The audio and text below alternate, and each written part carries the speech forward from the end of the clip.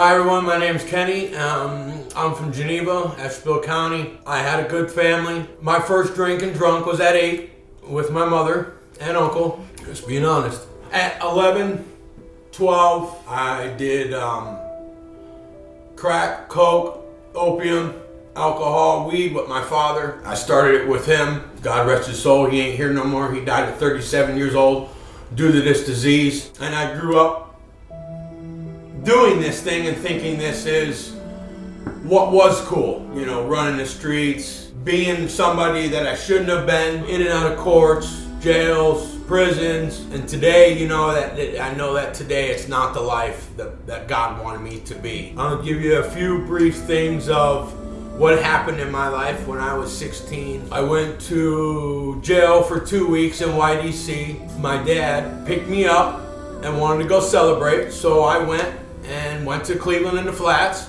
and we drank all day with my 8-year-old brother that was running around playing games, and I thought that was cool because, you know, my dad did that. Anyways, long story short, we ended up in Bardmore at a dope house. 4 dudes pulled my dad out, beat him. I tried to go save him. I ended up with internal bleeding. You have 2 liters of blood in your body. I had 1.5 liters in my stomach. They ripped my spleen in half, so I have no more spleen. I did a month and a half at Cleveland University Hospital at 16. It was a rough month and a half. That was the life of my dad. You know, I thought that was cool. I didn't tell, you know, nobody got in trouble because I thought that was the life of living on the streets. And did that stop me? No, that just started it even more. At 18, I had pancreatitis. I ended up in Cleveland University Hospital for another month and a half, and they told me I couldn't drink no more. So I did other things. I smoked pot, did meth, did heroin, and then another year and a half later, I started drinking again. And it got to the point where I would stay up for 3 days drinking, no drugs, just I couldn't stop the phenomenon of craving. Once I took that first sip, it was a train that I could not stop until I finally passed out 3 days later and would wake up and start all over again, because that's what I thought was cool. I wanted to be the best junkie and the best alcoholic that I could be. That was the worst mistake of my life, of thinking that way, but it is what it is, and I move on from it. You know, God has been there a lot in my life through these things of keeping me alive, being in houses, you know, fighting, catching charges, going to prison, and you know, it's just things that I wanted to do because I loved living on rock bottom. My mom always told me, you know, I didn't raise you that way, and I know she didn't. She raised me to be a good man, and I chose the path that I chose because I wanted to live on the streets. I wanted to be a part of the streets. I wanted the violence, the drugs, the alcohol, because I thrived for it. I loved it with everything. And I went. And finally, I did my 4 years in prison. I got out. Did it stop me? No. 6 months up to my recovery, I went to the city jail in Geneva. I had an assault. I put my hands on somebody. I went to court. I was a day late, so they arrested me. I did 2 weeks. But within that 2 weeks, I'm sitting and looking out the window, and this is how I know God loves me, and He wants me to be a better man. As I looked out the window and as the train goes by, it says, pray, God can hear you. So I prayed, God, let me get probation, anger management. I'll do a few more days in jail. It's fine, I'll do that. And without not talking to nobody, I got exactly what I asked for. Exactly. Now, did that stop me? No, it didn't. I wasn't home 2 hours and putting another needle in my arm, because I didn't want the help from God. I didn't want to. I wanted to still live the way that I wanted to live. And it was rough for a lot of years, 23 years that I lived. And living in Geneva, coming to Ashtabula, was a rough time. And I did it from all my own choices. And I understand that today from what the program have showed me. 6 months when I did that, and I got out. So I went back for 2 more days, and I got out. It was that time of I knew that something needed to change. I didn't finish school. I only have a 7th grade education because drugs and alcohol were more important to me. Because I didn't care. I wanted to be the cool person in the town, or to be that person that everybody could come and hang out with and be funny and cool. But it ain't cool today.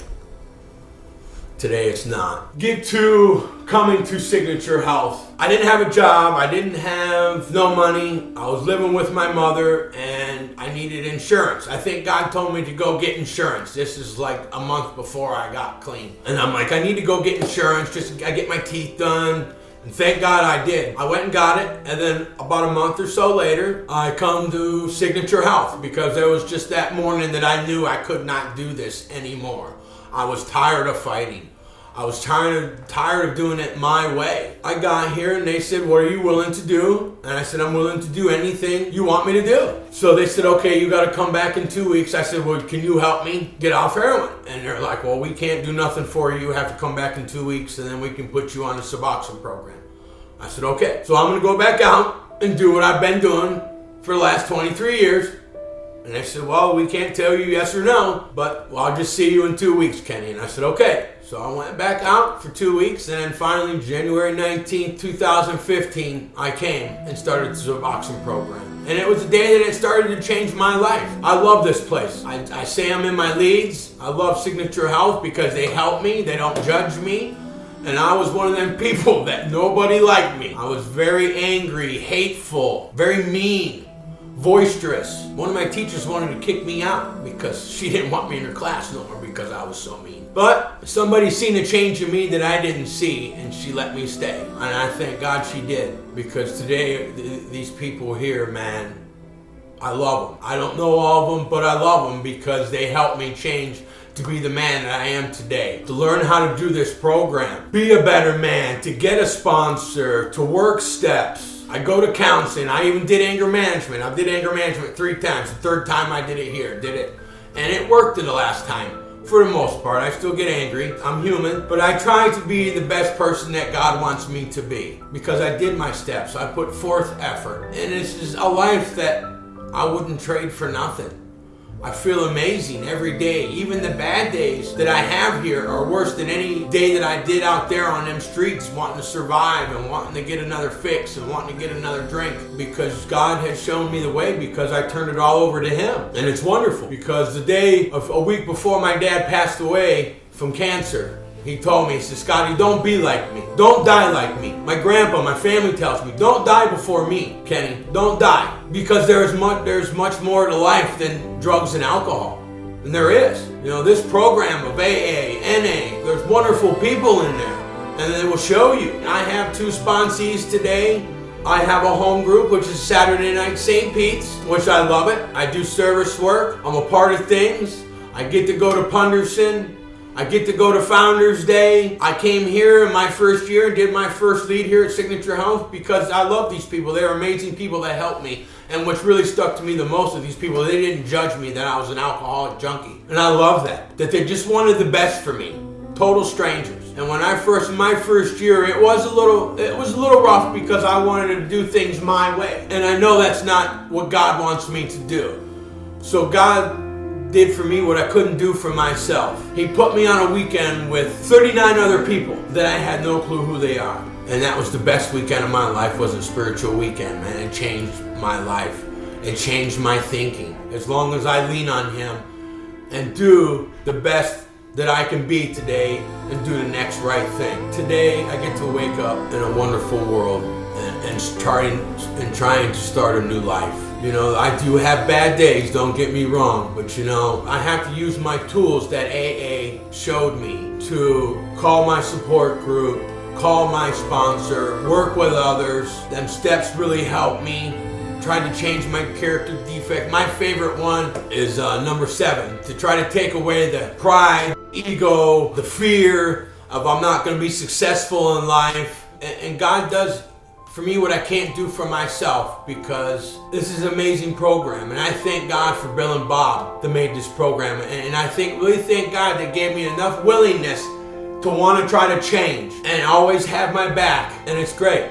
I detoxed myself off subs after 18 months. I would have done it sooner, but there was things that I was trying to take care of that they didn't happen, but it's okay. I have hepatitis C from using needles.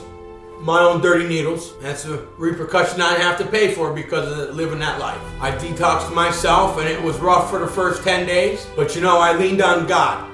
Really leaned on God, and He helped me through, and I am 10 times better than I was because I can lean on the program. Talk to my friends, support groups, sponsor. They were all there for me, rooting me on. People in the rooms. It's a fellowship of family, man. I love all them people because they are there. If you need them at 3 o'clock in the morning because you want to use, they're there, And I love everything about AA. I love everything about Signature Health. There is a better way. People out there that are using, there is a better way. Signature Health saved my life.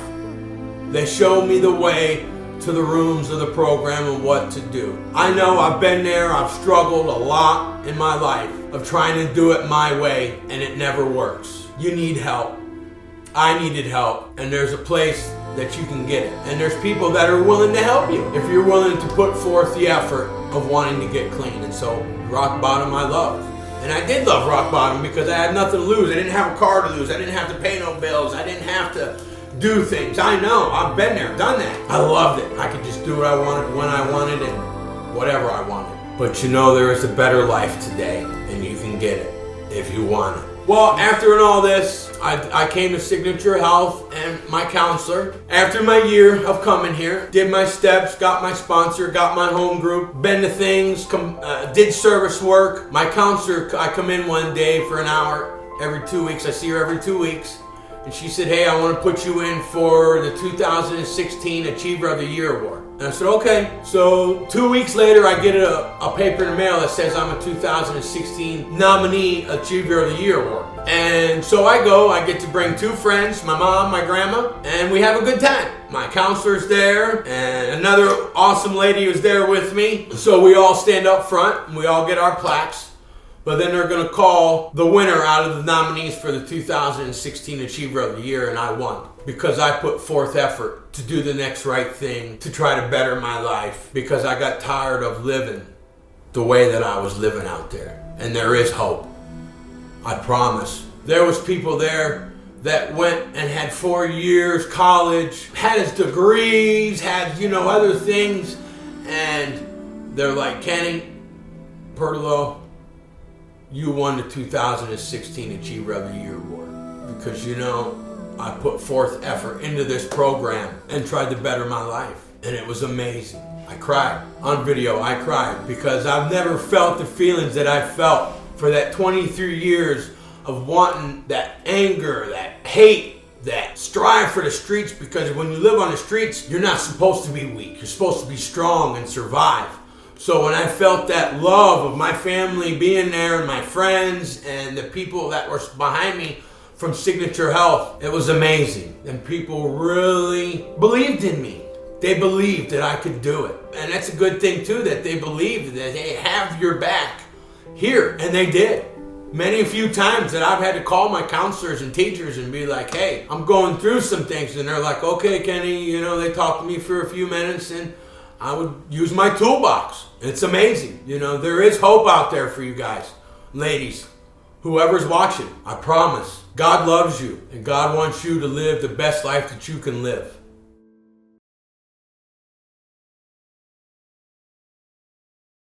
Hi, my name is Cheri. I'm Kenny's mom and his #1 supporter. I just want to let you know that addiction is a hard and troubling thing. As a mom with a child that has an addiction problem, you don't realize that it's addiction. You think it's a phase that they're going through. Before you know it, it's addiction.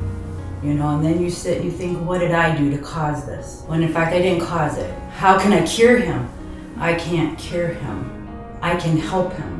I can educate myself on the struggles of alcohol and drugs and going through, getting sobriety. I can educate myself on that. You have some parents, friends, whatever, and their kids are getting scholars and they're doing this and they're doing that, and mine's sitting in jail. That's hard. As a parent, you don't want everybody to know that your child has a problem. You just want to kind of try to contain that stigma that, society has on addiction. Well, you can't contain it either. You're not helping. You're feeding into it. The more that, you become verbal about it and it's out there. Addiction is a family issue, not just their problem. It takes everybody to fix it. Like it takes a neighborhood to raise a child. It takes a neighborhood to clean up the kids. So I decided to, when he started going to meetings, I would go to meetings with him. I would learn how the other people that are struggling, how they made it 20 years, because that's amazing. And I try to take their tools back home with me, because unless you've walked beside addiction or you have addiction, you have no idea what it is. And it's easy to say, oh, you can just flip a switch and everything's going to be done.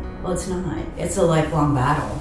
Addiction has stolen my tears, my sleep. It's rough. And you get up and you go to work and you know that you've taught your children to be successful in society, and then they choose the life of the road. That's a hard thing for a parent to swallow, but that doesn't mean that they're a little broken, but they're fixable. I'm not saying that I'm not proud of him, because I am. No matter what he's done, I've always been proud, because he's mine. To be honest, many years of dealing with the addiction and the in and out of jail and the courtrooms, and I was part of the woodwork with him. But I loved him unconditionally, so I'm going to be there for you. When he told me he was coming to Signature Health, as a mother with a child with addiction, you've heard it before. But I'm telling you what, 25 months later, being able to witness this journey with him, to see him experience life in a whole new light, is amazing. The bond that he shares not only with his peers, with Signature Health, he's got a great rapport with this faculty here, and they've done a great job, because he was a kind of kid that either go big or go home, and he wasn't coming home. He didn't want to show no weakness, but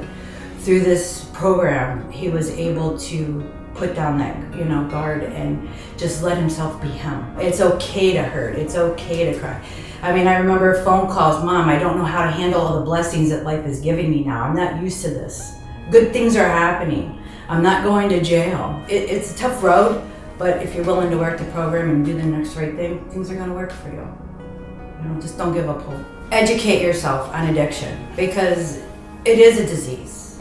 Sometimes they say that it's hereditary, but we come from a family of alcoholics. I never drank. I was a casual drinker. You'd have to learn about the chemical imbalance of the alcohol or the drugs, what it causes, the chemical imbalance. You have to really educate yourself, and don't give up hope, because there is help. If it's just a lot of work to get there. Once an addict, always an addict, and it can change in every given second. And I don't take that for granted. But I can actually say I can sleep at night, and we laugh. We've always had a really good connection, a bond. But I can tell that it's getting more, because I'm not always, screaming and hollering, why are you living that life? You need to grow up. But it's amazing to watch him, to see life the way it is today. But I've also come to this point in my life that I can't enable him. He has to pay the price for his own consequences. And that's something you try to do as a parent. You try to cushion everything in life. But you know what? They need to have their feelings hurt. I just have to, if I can't fix it, then I really can't stress about it. It's going to take its course no matter how I feel. But right now, this moment, it's a blessing for Signature Health and where he is and how it has changed the whole household and the whole family. I became a mom, supporter, number one fan. I brought him into this world, and I wasn't going to let the drugs take him out. So.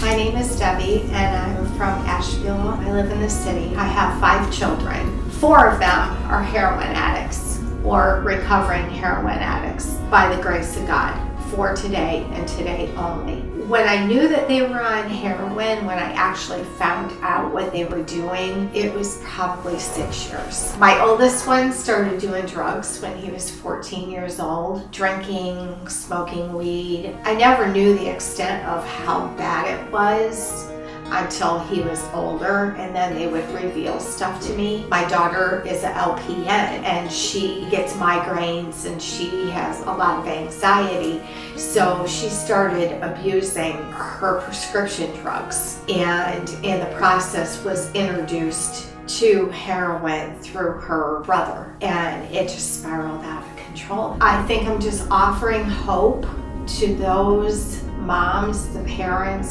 siblings, the addict themselves, that it can be done. You can recover. It all started, I didn't know anything about heroin. Back in 2010, 2011, my son committed a crime that landed him in prison 30 years to life. That was a hard pill to swallow at the time. In fact, the 2 youngest ones of my One was in the Army, one was in the Marine Corps. When all this was taking place, the youngest one that was in the Marine Corps was in Afghanistan, in Marja, being shot at. I could not tell him that his middle brother was being sentenced for murder. I couldn't tell him that. He would call once a month and I just couldn't tell him until he came back to the state. And that's when everything just spiraled out of control. And about 6 months later, my daughter revealed to me that her and her sibling, along with their 4 kids, were gonna have to move in with me because they were heroin addicts. They were gonna be homeless.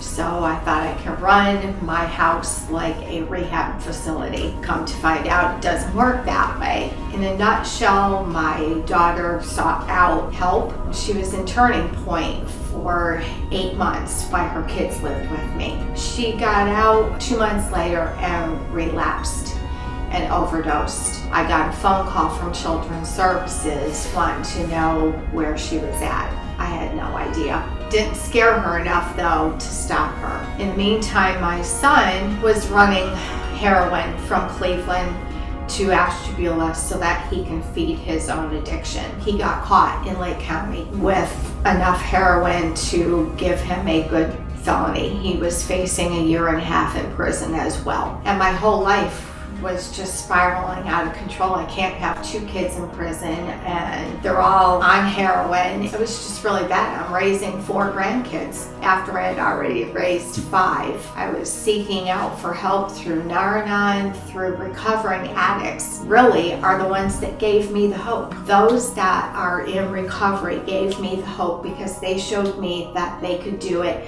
You can overcome addiction. And because of that, I never gave up hope on my kids. My daughter, when she was with my son in Lake County and they got busted, she was driving the car. They also said that they could throw her in prison as well. It scared her enough to go seek help. She is now 3.5 years clean and sober. She holds a job. She has her children. My son, when he got caught, I took custody of his kids because they were 2 and 5 at the time. All he kept saying on the way home from the hospital, because they couldn't arrest him because it was out of their jurisdiction, that this guy's gonna come and cap me. He's gonna put a cap in me. And I told him this was your choice, but not your kids. I took his children. I got full custody of them. He finally got arrested by the APD, thank God. On Easter, I got a phone call, Mom, your prayers were answered.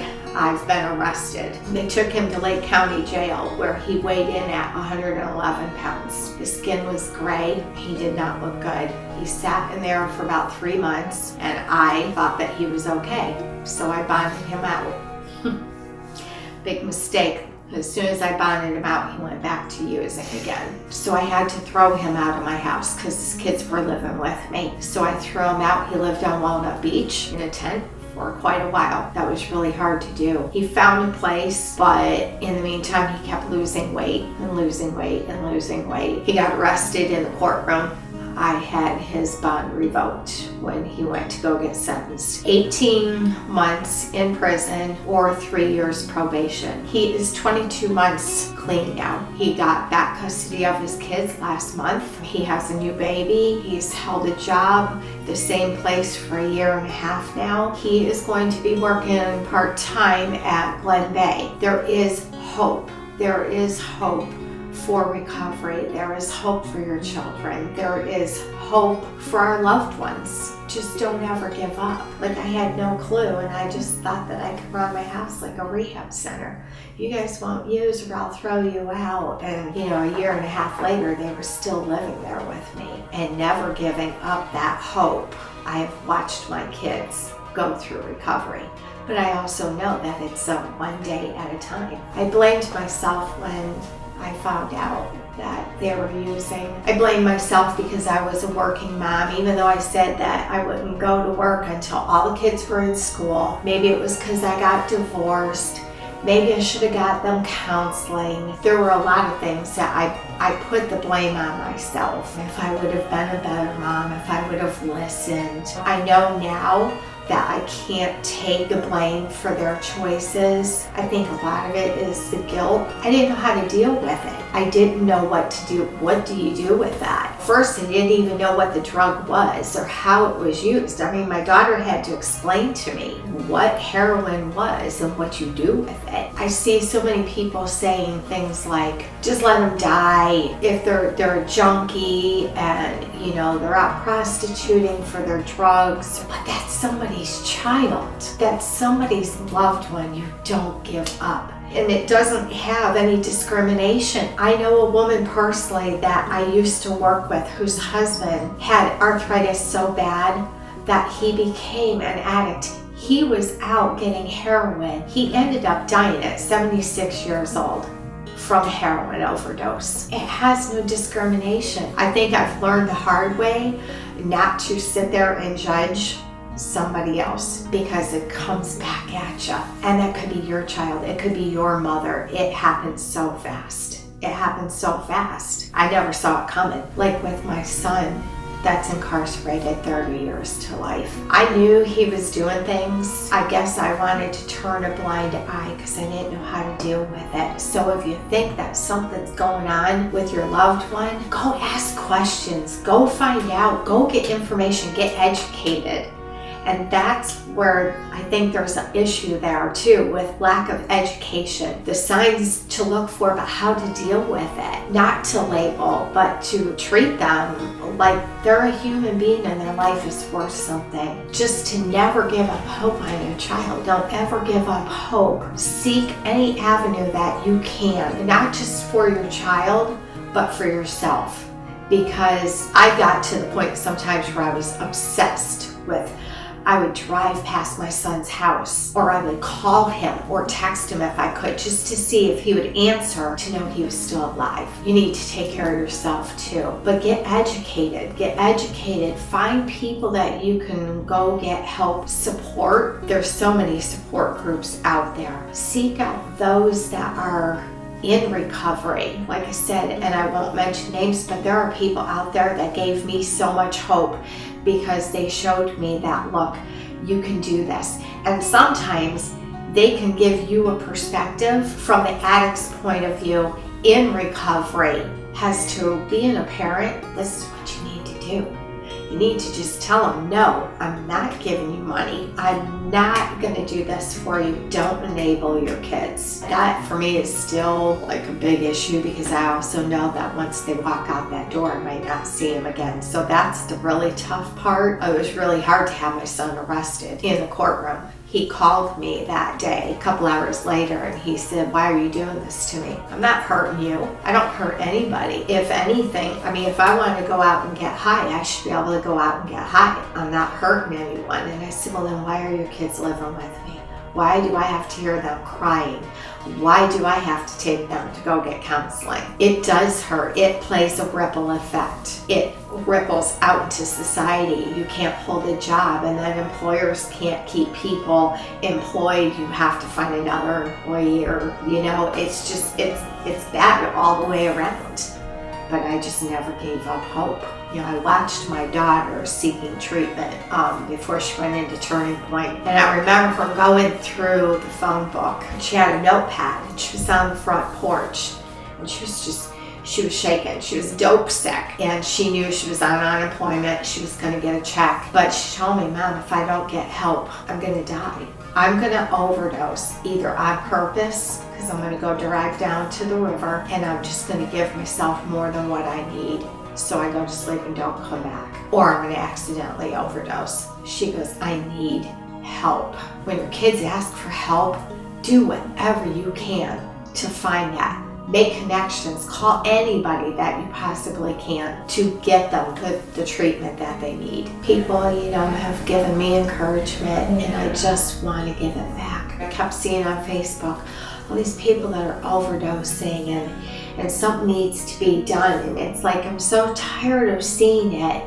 Why can't we do something? We've got to do something. And even if it's just one person, even if one person's life changes, that's somebody's child or somebody's dad, it's worth it to me.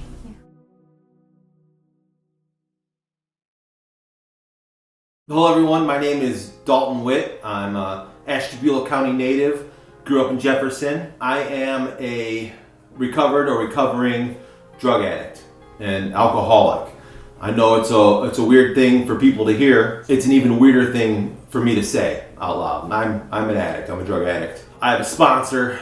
I work a 12-step program. I am part of Alcoholics Anonymous, which is the largest club on the face of the planet that no one wanted to be a member of. These are weird things for me to articulate and say out loud, but these are things that need to be talked about. I'm 39 years old. I have about a year and a half of sobriety. I'm someone who never attempted sobriety in my entire life. I've been a functioning drug addict since 19 years old, 20 years old. I want to talk to you today about getting past the stigma of addiction or going to treatment or asking for help. We do what's called qualifying in this, which is I tell a little bit of my story in hopes that maybe it's something that you can relate to. So I grew up on a farm in Jefferson, South County here in Ashtabula County. Pretty normal family life growing up. Parents who loved me, siblings who loved me. I grew up in a house without alcohol, something I've never had experience with. The first time I can remember being over friends' houses whose parents had social, alcohol or social drinks. I remember being taken aback because it's just something I had never experienced as a child in the house I grew up in. We can look to a lot of reasons why addiction happens. Globally, there's these doctors and guys that hold PhDs that share information now from country to country and region to region, say that they figure there's maybe 4 to 6 traumatic experiences that happen to an addict during their formative years, their early childhood, and that creates the brain disorder we now know as substance abuse disorder or addiction or alcoholism, whatever moniker or term you want to put on it. It's real. It's a progressive illness. And when I say that, I speak to my experience in addiction, which is a constant ramping up of substance abuse over the last 15 to 20 years of my life, and the constant or consistent lowering of the bar of standards on who I associate with, what my goals are in life as an adult or as a professional or my personal life. And those two things correlate at some point to make a perfect storm where you're given the gift of desperation if you're an addict of my sort, which is being homeless, living in my car here in Ashtabula County, living between oil wells, South County, gas stations by the highway so that way I could steal food and gas, survive at some level. So pretty typical upbringing. I would say 9th or 10th grade, I'm drinking and smoking pot on the regular. I know when we speak to some of the high school students about that, I like to bring that up. So let's all make no misgivings or delusions about what's really going on by 9th or 10th grade. And I'm a guy who academically is doing okay. I'm an athlete. I'm involved in our sports teams at Jefferson. I am involved in music, right? So I'm part of the choir. By all outside observation, I'm living the cookie cutter American childhood. I wouldn't say I'm a raging alcoholic. I never blacked out or forgot where I was or couldn't find my car keys, but I drank and smoked pot all through high school. My freshman year of college, those things got turned up a little bit. That's kind of a culturally accepted thing in our country. What we would call a rite of passage. It was almost expected of me to let my hair down and enjoy life during my time in college. I carried through a cocaine addiction, LSD, MDMA and ecstasy, and of course marijuana and alcohol all through college. Still graduated with a bachelor's degree from Bowling Green State University. I went on to a professional life. I've traveled internationally for work. I've worked for some big companies and some small companies. I've provided the whole time, usually abusing some type of drug and drinking. All right, so this illness or disease or affliction or again whatever name you want to put on it, whatever you're comfortable with saying if you need to talk to others, it affects all types, all races, people from different socioeconomic backgrounds. I would say I grew up middle class. I've experienced some professional success in my life, married, divorced, of course, through I would blame that on drug addiction, my divorce, family that loves me, and all of these things are never enough.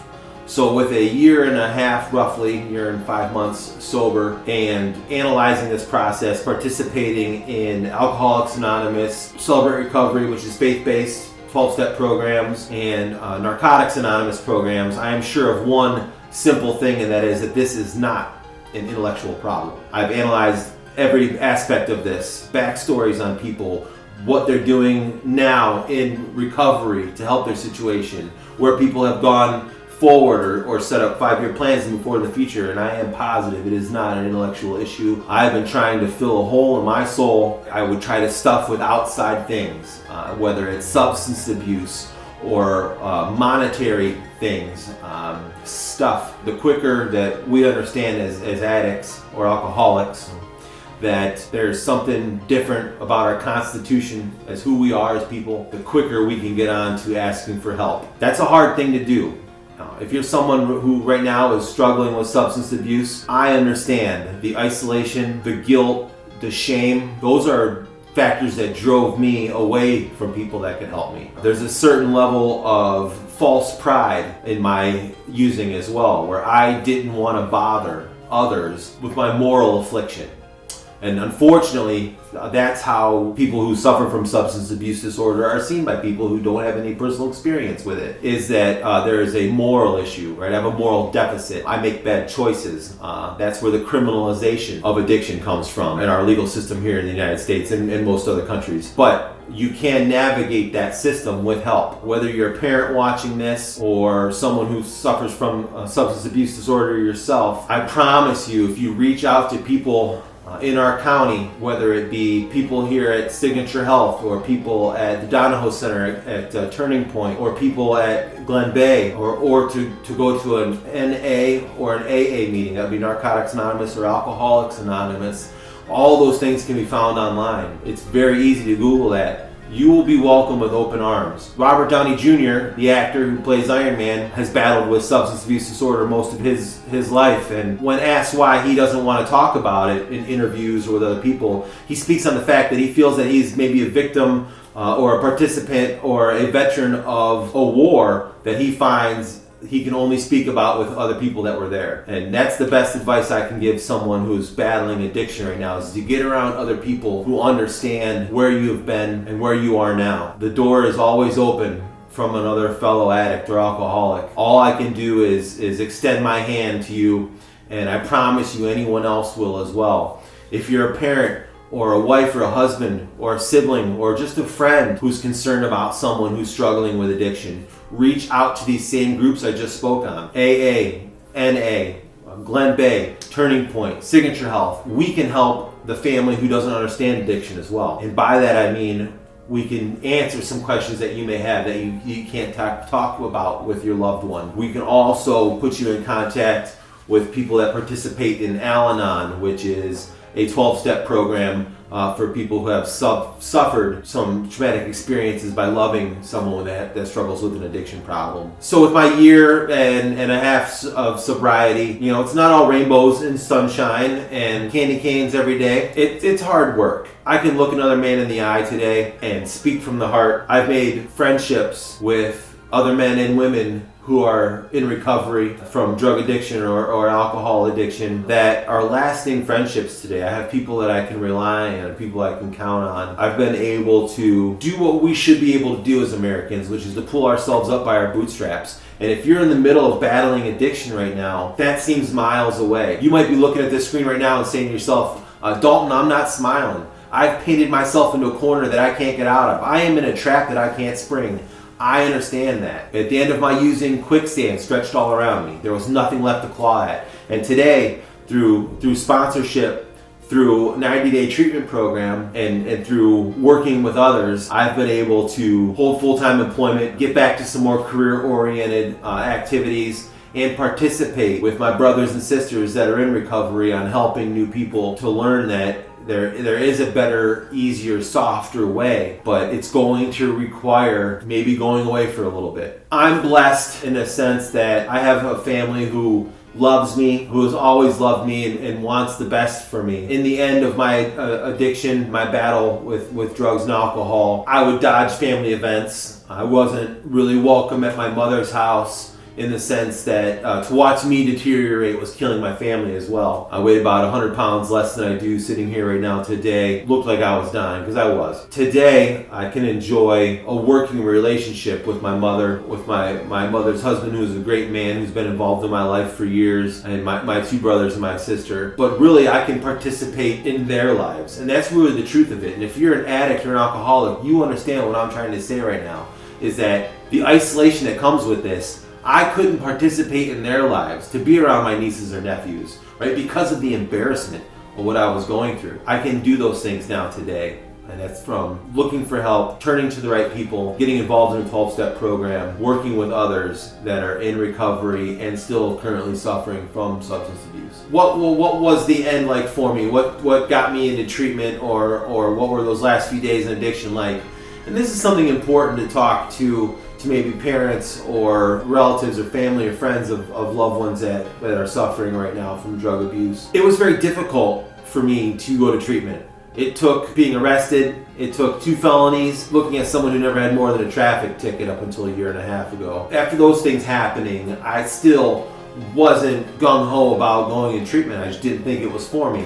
So what I'm trying to speak to right now is, after prolonged substance abuse, your cognitive ability in your head becomes askew or awry. So 2 plus 2 did not equal 4 in my head at the end. I was given every chance to go to treatment by my family for probably a month, 6 weeks before I finally got arrested. Some people say I wasn't ready. I don't even know if that was it. I just don't really know if I knew what was going on at the time. I ended up overdosing in my car at Flying J parking lot where I was living. I was arrested by our Ashtabula County Sheriff's Department, thank God. So I had overdosed and I had fallen asleep at about 4 in the morning, or fallen out, or whatever hip term we want to use, and I had left my sunroof and my windows down, and it rained that night. The sheriffs were there every night. I was living there for about 3 weeks. And they would come and eat at the Denny's restaurant there every night about 3:30, 4 in the morning, and they never bothered me. And then that one night it decided to rain, and I had overdosed in my car and was getting rained on through my sunroof. And I was arrested and processed, taken to jail. The jail was full. I was taken back to my car by 5 a.m. So I speak to the fact that at that point you would think I'm ready to go. I went for about another 2.5 weeks after that. The whole time seeking help, going in front of judges. But the cognitive ability of an addict is so skewed at that point from hard drug abuse that if you would have put me on a polygraph or a lie detector test, I would have passed with flying colors saying I didn't need treatment. That's how skewed and confused our brains are. It's the $64,000 question. It's the elephant in the room. How do I convince a family member or a loved one to go to treatment? I don't know. Mine was literally having a brother come out, pull me back to my mother's house, and them icing me for 24 hours until I went to treatment. And I will tell you, as I'm walking in the door to treatment, with my mother crying and me telling her it would be okay, I knew in the back of my mind that once I slept a couple days, got a shower and a couple of things to eat, I was climbing out the window. Luckily, in treatment, I found other men that were going through the same thing I was, that I could finally talk about this experience with someone. I'm an advocate of 90-day treatment. I will tell you my personal experience, the experience of the men that I'm close with still to this day, my recovery family, is that I didn't have a straight thought for the first 30 days I was in treatment. I was ready to leave. I was just biding my time, and I was going to either walk out the door or climb out the window. I am an advocate of the 90-day treatment. I think we need some time isolated to ourselves to get away from the people that we're running with. And it's not to say they're bad people. The brain disorder of addiction, of substance abuse, puts you in a constant free fall of the lowering of the bar of standards, the lowering the bar of who you will associate with, the lowering the bar of lifestyle, and eventually we all find ourselves at the bottom. To give the perception that if you do this within a week or a month or a year, you're in jail and you're this atypical dirtbag that you see in a movie or a made-for-TV series, is false, and we shouldn't give kids that impression. This thing is progressive. It is protracted. It's measurable. Where eventually it will become too much if you're like me. If you're an addict like me, it'll become too much for me to participate in the real world and achieve my goals and provide for my wife and my family. You'll end up in the same place I did, which was either jails, institutions, or death.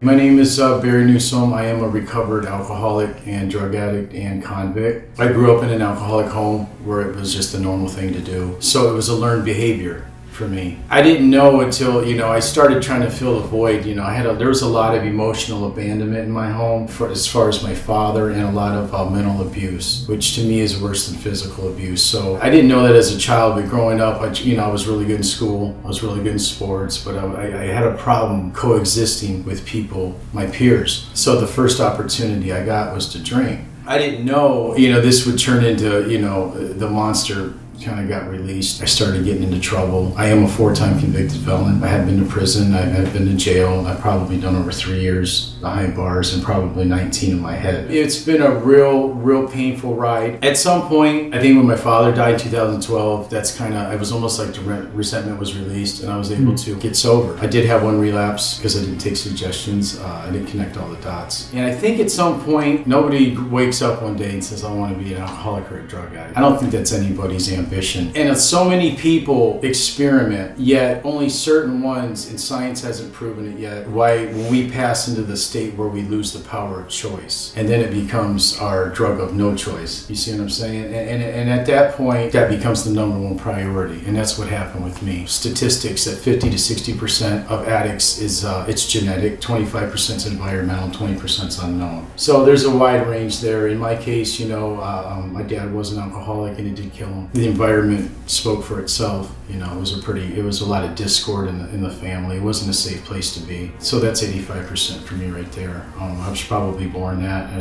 I guess that doesn't matter why I am an alcoholic or an addict, but what I do about it today. I think getting probably in my early 30s, I was arrested by the SWAT team on June 13th of 2003. That's this stigma that we talk about. I was labeled. That's just the discrimination. It's a hate. I'm tattooed as a convict. And I look at guys today and it's not so much what they're doing on the surface. I want to know the person behind the drug. You know what I mean? At that point it still didn't stop me because at that point I thought I was at the point of no return. I just kept going and I didn't see no end. But at some point the pain, the big book talks about this, when the pain is great enough. And the last time I got arrested, October 28th, 2013, I was done. And there's a difference between being finished and being done. It was a possession of heroin charge. I honestly believe I had my first spiritual experience in jail at that point because I had steps 1, 2, 3 beaten into me while I was in there. I knew I was powerless. My life was definitely unmanageable. I did come to believe and trust in a power greater than myself, and I did make that decision to turn my will on my life. I think it was divine intervention. I believe God speaks through people, and I believe He spoke through her. As soon as I had surrendered to the disease itself, all these great things started happening for me, and I had a bond I couldn't even get out. I had 2 more felonies which were seeking indictments and 5 misdemeanors. I was in a hole. I couldn't even see my way out of it. But things started happening. I got into drug court and I started this process, but in the meantime, this stigma that we talk about stayed with me. I'm still an alcoholic. I still was in that transformation stage where I have to be able to take the punishment because resentment is the number one offender for any addict alcoholic. And that could be with a parent, that could be with a child, that could be with a boss, society as a whole. That's why so many people go back out. I know the first 2 years for opiate addicts, the recovery rate is 18%. And that's ridiculously low. It's low, it's too low. So how do we prevent that? How do we make them numbers higher? I think social media can be a good thing, and I also think it can be a very evil thing because I can't get the happiness that I'm looking for in materialistic things. I can't get it in a job. I can't get it in my girlfriend. I can't get it in the house. Money can't buy it. In my case, from my experience, it was I made contact with a power called God. So in this process, I still had to take this social and legal discrimination that was against me as a convict and drug addict. I even had, even 15 months into sobriety, I had custody battles going on with CSB. And I have to believe today everything was the way it was supposed to be. But I heard the chatter in the background. He's not going to make it.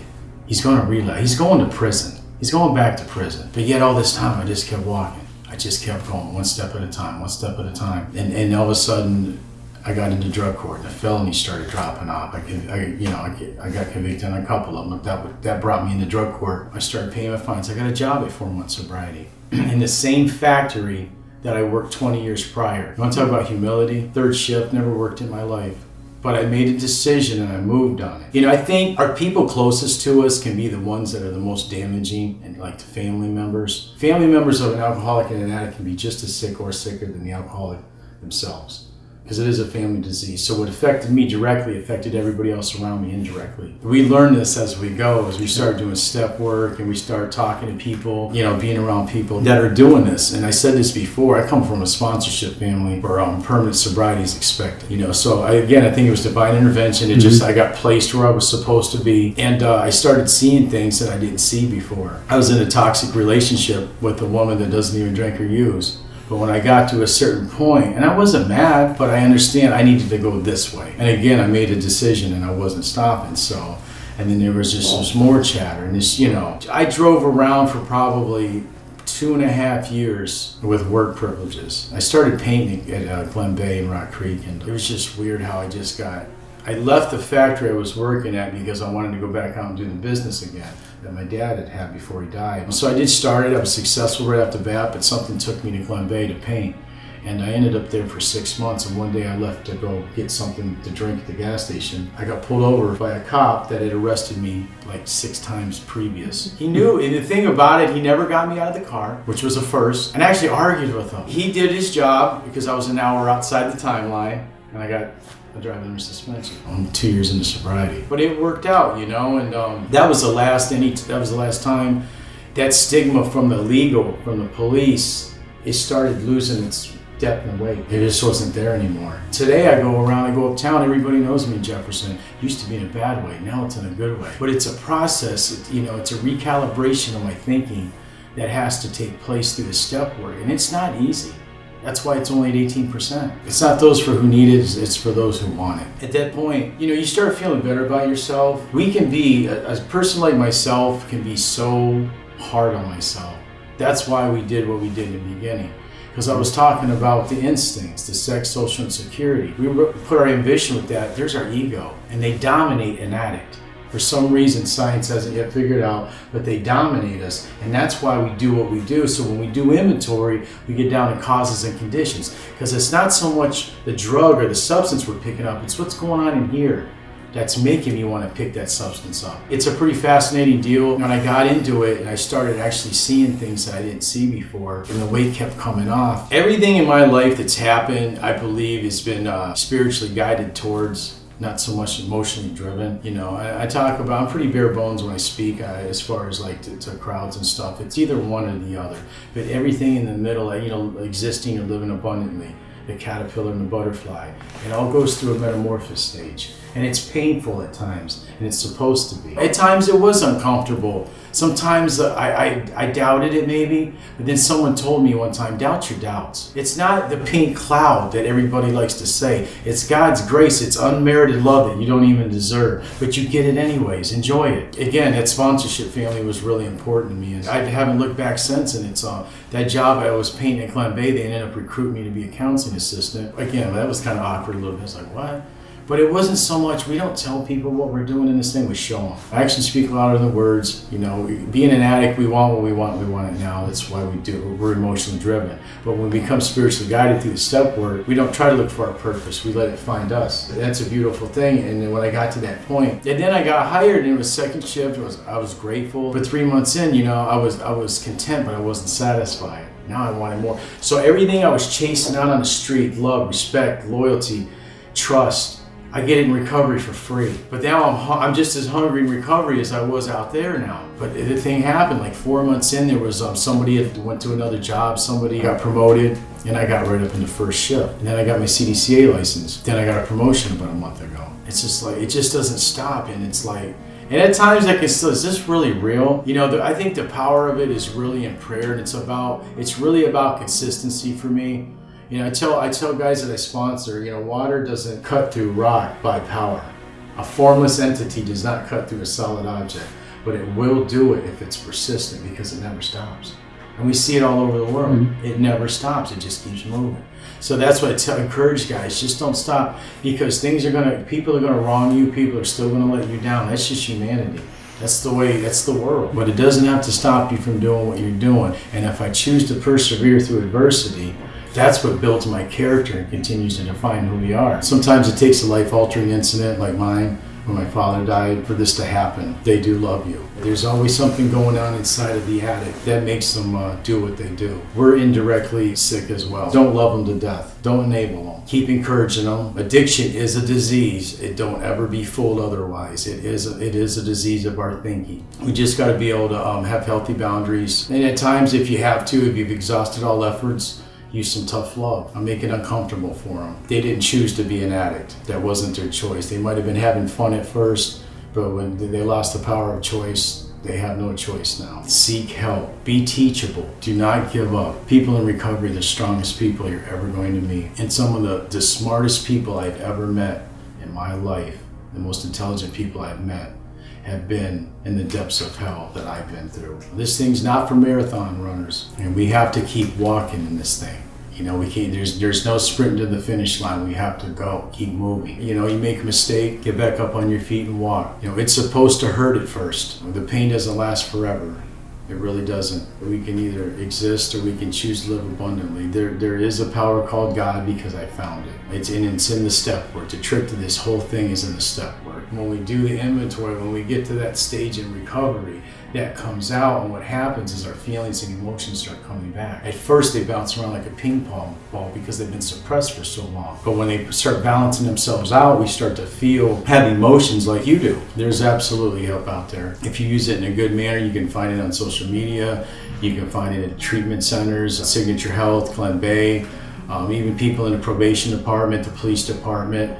This thing is an epidemic. It is a plague now. It's getting so bad. We're strength in numbers. You just got to seek it. It's all about consistency. Just keep coming up. Just keep coming back. Don't let nobody bring you down. If you make a decision, you can do anything you put your mind to, because your mind is only going to be affected by what you believe to be true. If I believe I'm going to make it, or if I believe I'm not going to make it, I'm right either way, because that's how it's going to end up.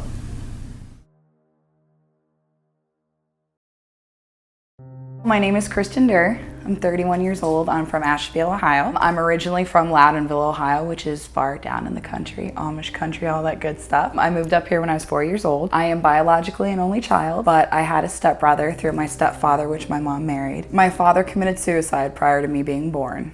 So I never knew my real father, which is something that kind of stayed with me for a long time when I was a kid, and it's something I used as an excuse to go get high over also. I played sports. I was great. I excelled in my academics. I was a straight A student. Played softball, volleyball, tennis, all that good stuff. I went to Harbor High School and then Lakeside. I was one of the last classes of Harbor High School before they tore it down. My childhood was a bit of a rough one. Through junior high, it started to get bad when my grandfather got sick. He was, prior to me not having a dad, he was my daddy. I grew up, I followed him everywhere. I used to chase cows in the cow pasture and bulls and all that stuff, but then we moved to Ashtabula County, and I was close to 5, and we moved to this very small trailer park that from 120 acres of land to run around on to this, so it was a bit of a culture shock. I can look back and say it's where I got my first resentment, was having to leave. I missed it so much. So I didn't know how to react, so that's why I did. I threw myself in school. I threw myself into sports and anything else. My home life wasn't the greatest. There was a lot of drinking, there was a lot of fighting. You could feel the tension when you're in my house. You could just feel the animosity my parents had towards each other. He was my stepfather, but he's my dad to me, you know, no matter what. He had a son, Tommy, that was a few years older than me. He couldn't stand me because I was the annoying little sister. We recently just lost him about 1.5 years ago. He passed away, he committed suicide, and it was probably one of the hardest things I've had to deal with in my sobriety, but I stayed sober because nothing's gonna take that from me. The first time I ever drank or did anything was about 10 years old. I was with my friends. It was kind of the peer pressure thing, you know, hanging with your friends, wanting to fit in. I used to be real pudgy. I had a speech impediment. I came from the country and we were poor, so I was picked on a lot. And my last name's Derr, so that's like open season for anybody. I don't care if you're a kid or you're an adult, you're gonna laugh over it. I do. But it was warm peach schnapps at their mom's house, and it was the nastiest stuff I ever had in my entire life. But all of a sudden I fit in. And I wasn't so shy anymore, and I was bubbly and I was giddy, and I felt like my true self. I didn't touch anything else for a few years, and then after my grandfather got sick and he died after 13, it was a free-for-all. My mom and dad broke up, got divorced, and my mom, God bless her heart, dealt with her own demons, but her demons were drinking in the back of the trailer while I was a 13-year-old girl that had no coping skills, had nothing. I didn't know how to deal with life. I was never taught how to deal with life because my mom wasn't either, you know, so there was that cycle. I am also dual diagnosis. I have borderline personality disorder, major depressive disorder, and post-traumatic stress disorder, and anxiety disorder. I have so many disorders in there. but I work on them today. You know, I see a counselor, I see a psych, I'm medicated. I had to with my recovery. I had to fix both for me because I can't just do one or the other. My PTSD comes from the night I seen my grandfather pass away. He was having flashbacks. He thought the devil was after him, and being 13 years old watching this, it was really hard. It traumatized me. I'm also a recovering cutter. Coming up, it'll be 3 years from cutting. And I don't know if I said my sobriety date, but it's March 10th, 2015. After my grandfather passed away, it was really bad. My mom let me have older guys stay over. There was pot, there was pills, I did anything. I didn't care. I truly didn't care. And prior to that, I had a faith in God. I went to church, I was in youth group. At about 10 years old, I was molested by that youth group leader. Me and God kind of had issues there. And then once my grandpa died, pardon me for saying it, but it was middle finger to the air. You know, my dad left, my grandpa's dead, my mom's doing whatever she needs to do to cope. What do I do? So the first time I went back down to my grandparents' house for spring break after my grandfather had passed, I remember I got into a fight with my grandmother and I went in the bathroom, and that's when I grabbed a razor blade and I cut myself for the first time. I never seen it, nobody taught me it, but it was an addiction too. It was the same thing to stop the pain, just like all the pills, just like the alcohol, just like everything, just to stop the pain. I started doing really bad in school. I hardly ever went. My mom let me have people at the house all the time. I did whatever was in front of me without even thinking twice. By 17, I had done everything but heroin and a few other drugs. I was a full-blown cocaine addict my senior year of high school. I did a meth binge. It didn't matter. My mom would be in the bars and do her thing because that was her way of coping, and I did what I did. There was no healthy coping skills. There was no way to deal with anything. I didn't know. I tried to get help many times. I tried to commit suicide at 17 years old because I wanted help. I reached out for help, but at that time there wasn't really a lot of facilities around to get the help that I needed. There wasn't really help out there, or I didn't know where to get it from. I told everybody I felt like I was going to commit suicide. They put me in some overnight suicide unit in Cleveland, which I thought was just ridiculous because I'm like, no, I need help. I need a counselor. I need something. But that was their way of doing it, which they did try. Exactly a month later to the date, when I was supposed to go back to the Menor area to see a psych, I had attempted suicide. I woke up that next morning and I went, and I ended up getting placed in Laurelwood at 17. I've had multiple psychiatric visits because of that, because for me it is my addiction and my mental health go like this together. I got help and I was good for a few months. You know, I stopped doing all the drugs, I stopped doing everything, tried to get it together, tried to go back to school in my second senior year because I had to drop out, which bummed me out so much because my grandpa, God bless his heart and rest his soul, he always wanted to see me graduate. That was his big thing. Nobody in the family graduated. Nobody in my family went to college. So I was like the golden child that was, you know, gonna do all this stuff, and then I ended up turning into the black sheep just like that. I dropped out again my second senior year. I was doing everything. That's when I started to incorporate Oxycontin and pills and cocaine and meth, and it didn't matter to me. I got a job at Crow's Nest. So I was a waitress, so I had money every night. My mom also works there, so at 18 I could drink at the bar, and it was horrible. I'd be outside vomiting because I drank. There was no limits for me. I never had limits. I just did. It was more. I went back to school my third senior year. I remember driving by and seeing everybody go there. I went to my health teacher. That was the only teacher. God bless Miss Penna. She's still a teacher to this day too. I went to her and I said, Miss Penn, I need help. I want to graduate.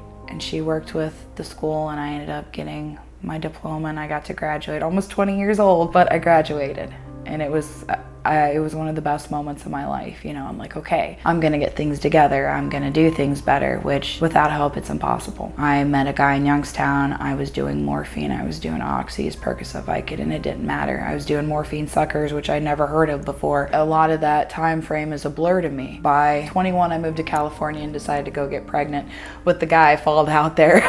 And I had my little girl, but even after I had her, I was right back to the same thing. Nothing could stop me. I still didn't think I had a problem. I just was doing what I was doing. Nobody ever told me I had a problem. Nobody ever brought it up because they liked partying with me. They liked the money that I got. They liked all that kind of stuff. I didn't have true friends. I had junkie alcoholic friends that just wanted me to go down lower with them. At about 22, 23 is when I first stuck a needle in my arm. I swore to God that I would never do that, even though me and him had a broken relationship, because I loved the drugs and alcohol too much, and I loved the cutting too much.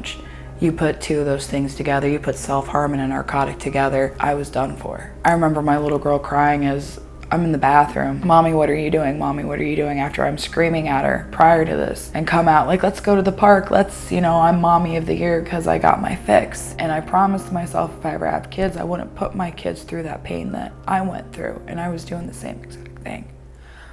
So, her father I was with had 2 kids also, which I love. They're still in my life today. Kenzie's 15 and Mason's 13. And oh God, the teenage years scare me with those 2. And my daughter's 9 now and I have a 2-year-old son, but I couldn't do it. So I thought, okay, I went to a psych unit and I'm like, how do I get into rehab? How do I get help? Because I finally knew there was a problem. When I'm taking my daughter's birthday money and Christmas money and can't wait till I get that next fix because pills became too expensive. Pills shot up when they changed the Oxycontins into, I forget what they did to where you couldn't shoot it up. You could still shoot it up, but it was like a 45-minute process. Here's somebody nodding off of a $20 bag of heroin. I'm spending $100 on pills and they're more high than I am. So obviously with my addiction and as sick as I was, I want what they got. I want that.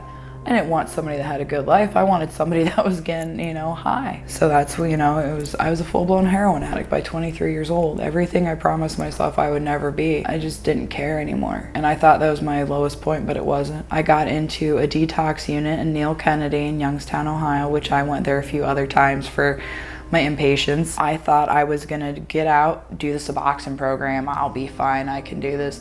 For me, I know a lot of people, Suboxone works. For me, I can't. I just can't. I use it as a crutch. I ended up doing good for a couple weeks. I was working with the U.S. Census Bureau full time. I was going to school for medical assisting, but I wasn't going to meetings. I didn't have a sponsor. I wasn't doing all those things that I do now, but I didn't really know back then because I was just kind of putting the foot in the water of AA, NA, what it was. So needless to say, I sold my Suboxone and ended up dope sick again. That's how it was. That's how it always was for me. I remember one of my counselors saying, 6 more months, you'll be back. I'm like, get out of here. When I walked out the door of Neal Kennedy, almost 6 months to the date, here I come walking back in with my head down. But I kept going, I did an inpatient there. I did a partial inpatient at another place, but I left because I was too focused on my kid's father that was also using. I wasn't focusing on myself. I wasn't doing it for myself. I was doing it for him and for the family and because it was the right thing to do, and it wasn't truly my breaking point yet. I went back a few times to rehab and I kept trying, but every time I did it my way. I didn't follow the steps. I didn't get the sponsor. I did the meetings. I had no problem doing the meetings, but I thought A and NA, all these cliche things like one day at a time and meeting makers make it and life on life's terms, I thought, pardon my language, they were full of shit. Like, that's not for me. You guys are crazy. This is a cult. You guys know. Well, I'm glad to say I'm part of that cult today. But I did. I struggled for a few years and I kept trying. And by the end of it, I was shooting meth and synthetic cocaine and heroin, and it didn't matter. I was down. I was 100 pounds smaller than I am now. There was nothing to me, and I walked back into treatment again to Neal Kennedy, and none of my counselors except for one of them recognized me. Some people do time in prison, I do time in rehab. That's what I did. The last time I was in there was 4 years ago. I gave up custody of my daughter to my mom. I was never in trouble with Children's Services, but God knows I should have been. I was taking her to my meth cook's house to take showers because I had no hot water in my house. I was trying to microwave bowls of water next to the bathtub so I could take a hot bath, but still thinking, okay, I can't tell anybody, I can't, I'm too ashamed, but yet I'm not ashamed to do that. And finally, when my daughter seen my meth cook smoking a bulb with a torch, I'll never, to this day, she was 4 years old, I will never forget the look on her face because I kept her away from seeing all that. Even though I was the lowest junkie there could be and the worst mom, I didn't let her see people shooting up or stuff like that. I guess I had some morals still somewhere deep inside of me. But the look on her face, I'll never forget, but that still didn't keep me sober. My mom kicked me out of my home that she owns a house that I lived in, and I met some guy in rehab and moved out to Salem when I gave up custody of her, and within 3 weeks I was getting high again with him because I wasn't going to meetings. I wasn't doing what I was supposed to. It's this guy's gonna save me, and for me a guy will make me relapse like that. That's my addiction also is meant. When I came back home, I had nothing. I had no car, I had no job, I had nothing. My mom let me live in the empty house that had boxes in it until my neighbors took me in. I remember I was lying to everybody telling them I was sober and I wasn't because I was trying to get my daughter back because I was still in my sick thinking I deserve her. It was Thanksgiving 4 years ago, and the guy I was with took everything, all the pipes, everything out of the house. Needless to say, he went back to Salem and sold all my grandfather's stuff that I had back there. Everything I had was gone. I was gone. There was nothing left of me. And I'm downstairs taking a shower in the main pipe in November, washing my hair in it, and then going down to see my family in Loudonville and sitting there like, what are you doing? So that's when my neighbors took me in, and slowly but surely I started community counseling. The gentleman worked there. They taught me structure. You know, they believed in me. And I was still going over to the house. I was still shooting meth. I was still shooting heroin, lying to everybody. But then I started going to Celebrate Recovery, where I met my friend Tasha. I heard her speak years ago.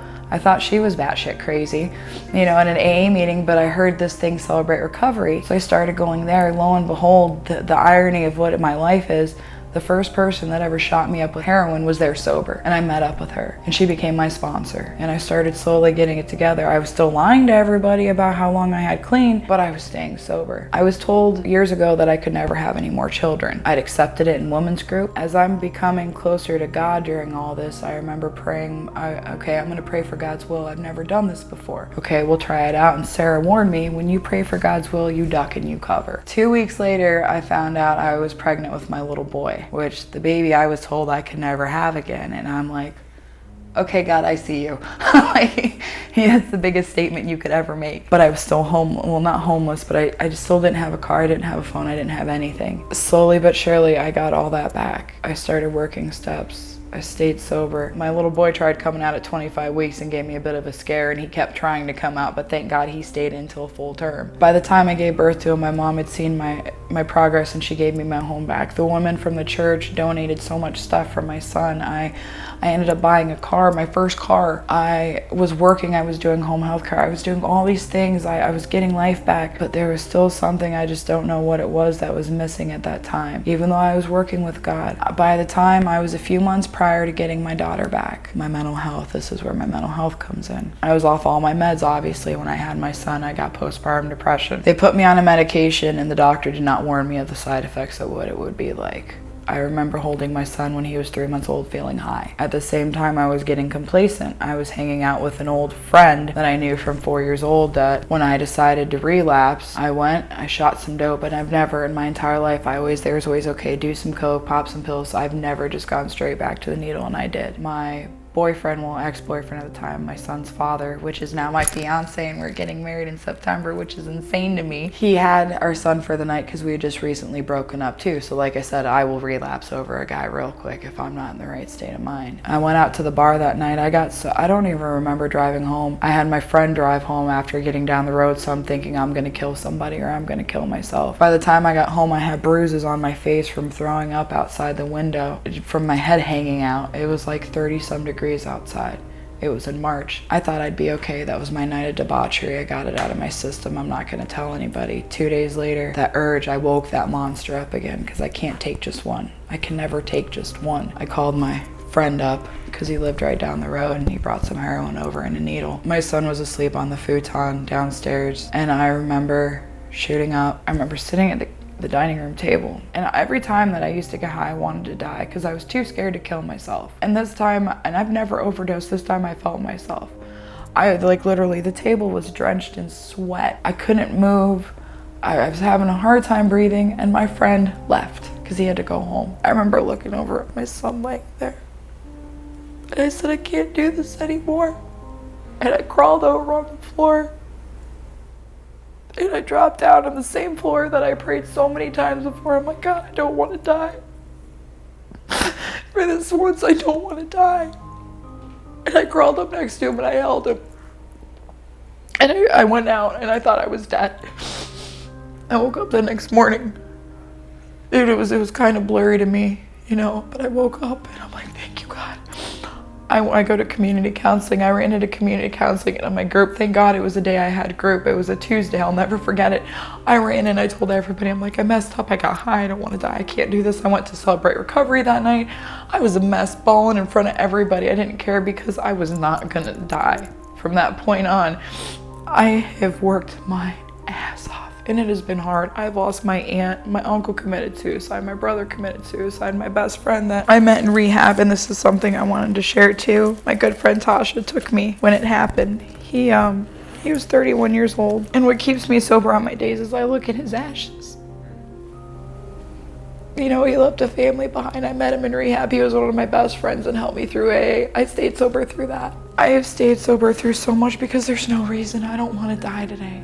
There's no reason at all to pick up. I work the steps, I help girls, I do the big book, I go to AA, I still sometimes pop in NA, I do CR every once in a great while. I have 2 sponsors today because that's just the better thing for me to have 2. I have a life today, I'm getting married, I have both of my children. You know, I have a beautiful home, I'm going to college. I never thought, and that was my dream ever since I was little, was to go to college. I just got a call, which I'm gonna have to turn down because of life and opportunity. Somebody reached out to me to be a counselor assistant at Glen Bay today. Me, the piece of shit junkie that was a horrible mom that didn't, me, why me? But I see why me today. Because I do give back. Anytime I'm asked to speak, I speak. I don't care if I'm tired. I don't care if it's been a long day or if my kids are driving me nuts and I'm thinking of murdering them. I go and I speak because that's what I have to do. I have to give back. So many people in my life have been there and dedicated themselves to helping me. That's the only way I'm going to stay sober is if I give back. And I work the steps. I have to work the steps. I absolutely do because I'm a mess inside. I can stay sober, sure, but I'll be a dry drunk. It's not about just stopping doing drugs and stopping drinking. You have to change who you are. Who you are is the problem. My mind, my thinking is the problem. I have to dive into what hurts. It's gonna hurt like hell. But I need to face that. I can't run from my demons anymore. I need to find out what my demons are and try to fix that. I'm always gonna be an addict and I'm always gonna be an alcoholic, but I don't have to act on that today. I can be the person that I've always had inside of me. Yes, ma'am, yes, sir, manners, morals, all that stuff that's instilled in me, I can be who I am today. For once in my life, a sense of self. I've never known who I was. Am I this person? Am I that person? I hung out with this clique, that clique. You know, I could be like a chameleon with anybody. And today, I'm all that. That's just me. I get along with everybody. I try to be a better person and do right. And I fail daily, but I have that faith with God that I do. I say a 3rd step prayer every day. Since my relapse, I told God every day I would make sure I stay in constant contact with him. There's not been a single day that I have not prayed to God or thanked God, because that was the one thing for me that was missing. It was a belief, it was a faith. I can work the steps all I want, but if I don't believe in anything, it's not gonna get me anywhere. I can work with sponsors, but I have to have faith that things are gonna be okay. Because if not, I'm gonna be the same old person I used to be and find any excuse to get high. So for today, I have my kids, I have a home, I have great friends. I can be friends with guys today and it's a good relationship. It's, you know, I have friends in AA that are men that I don't sleep with. I don't have to sleep with. I have women, I love women in the program. I used to hate girls, you know, the whole, I hang out with guys because girls are this and that. No, I love the women in my life today. I have so much support from them. They've taught me how to be a lady. Dressing up, no, this is not me. I don't like dresses. I don't like doing the whole thing. I can do it fine, but I'd rather be in sweatpants, but I'm taught to show up, dress up, and do what you need to do. You know, I'm a different person because of AA today. I don't know, I'm getting married. I'm doing all these things I swore I'd never do, and I'm domesticated now, and that's crazy. I bake cookies and do laundry and clean the house, and I clean my house today. I don't leave this stuff sit and mold and just ignore it. I am constantly moving forward, and even if I take a step back, I still come back from it.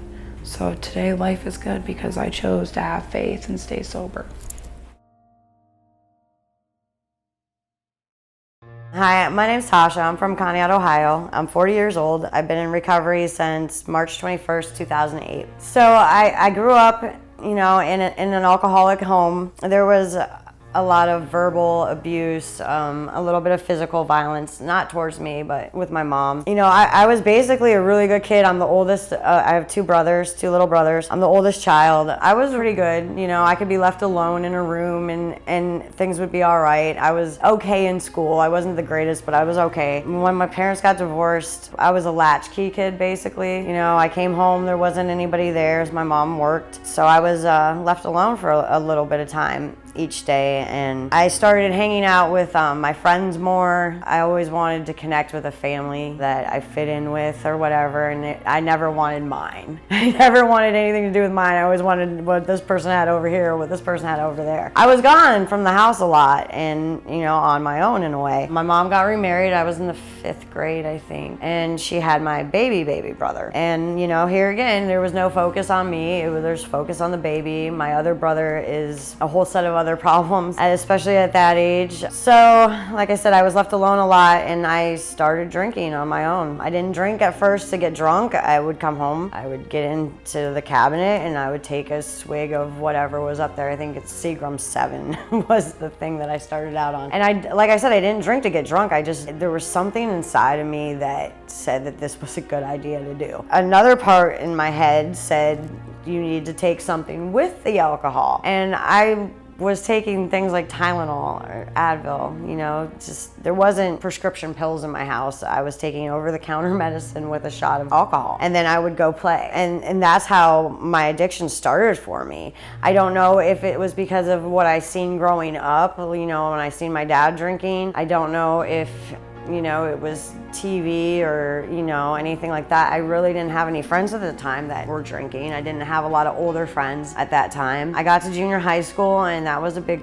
shock for me because I was from a little tiny school. We were like the last 6th grade class to be in elementary school, so I moved up in 7th grade and I was separated from my friends. It was a really uncomfortable time for me, I guess, you know, for any 12-year-old girl. There's a whole body issue change going on and like all this other stuff. So like I met different people. My friends changed some. I was hanging out with other kids that didn't have parents home after school. That's when I started drinking to be intoxicated. I knew that I had a problem. I have, you know, addiction runs through both sides of my family, especially alcoholism. My dad's father, he died of cirrhosis of the liver before I was born, so I never met him, but his death was a direct result of alcoholism. So I knew that there was something not right, and I was always in the guidance counselor's office asking him about alcoholism, about my alcoholic uncle. You know, I always asking him questions. Around that time, my dad had quit drinking. He wasn't doing recovery meetings, he didn't go to rehab or anything, he just stopped. And that, you know, I was really proud of him then, and like things got a little bit easier. There's still, to this day, 30 some years later, a lot of hostility between my parents. I've learned to deal with that, but at that time it consumed me, you know, and I was being told like my mom's this, my mom's that, my dad, you know,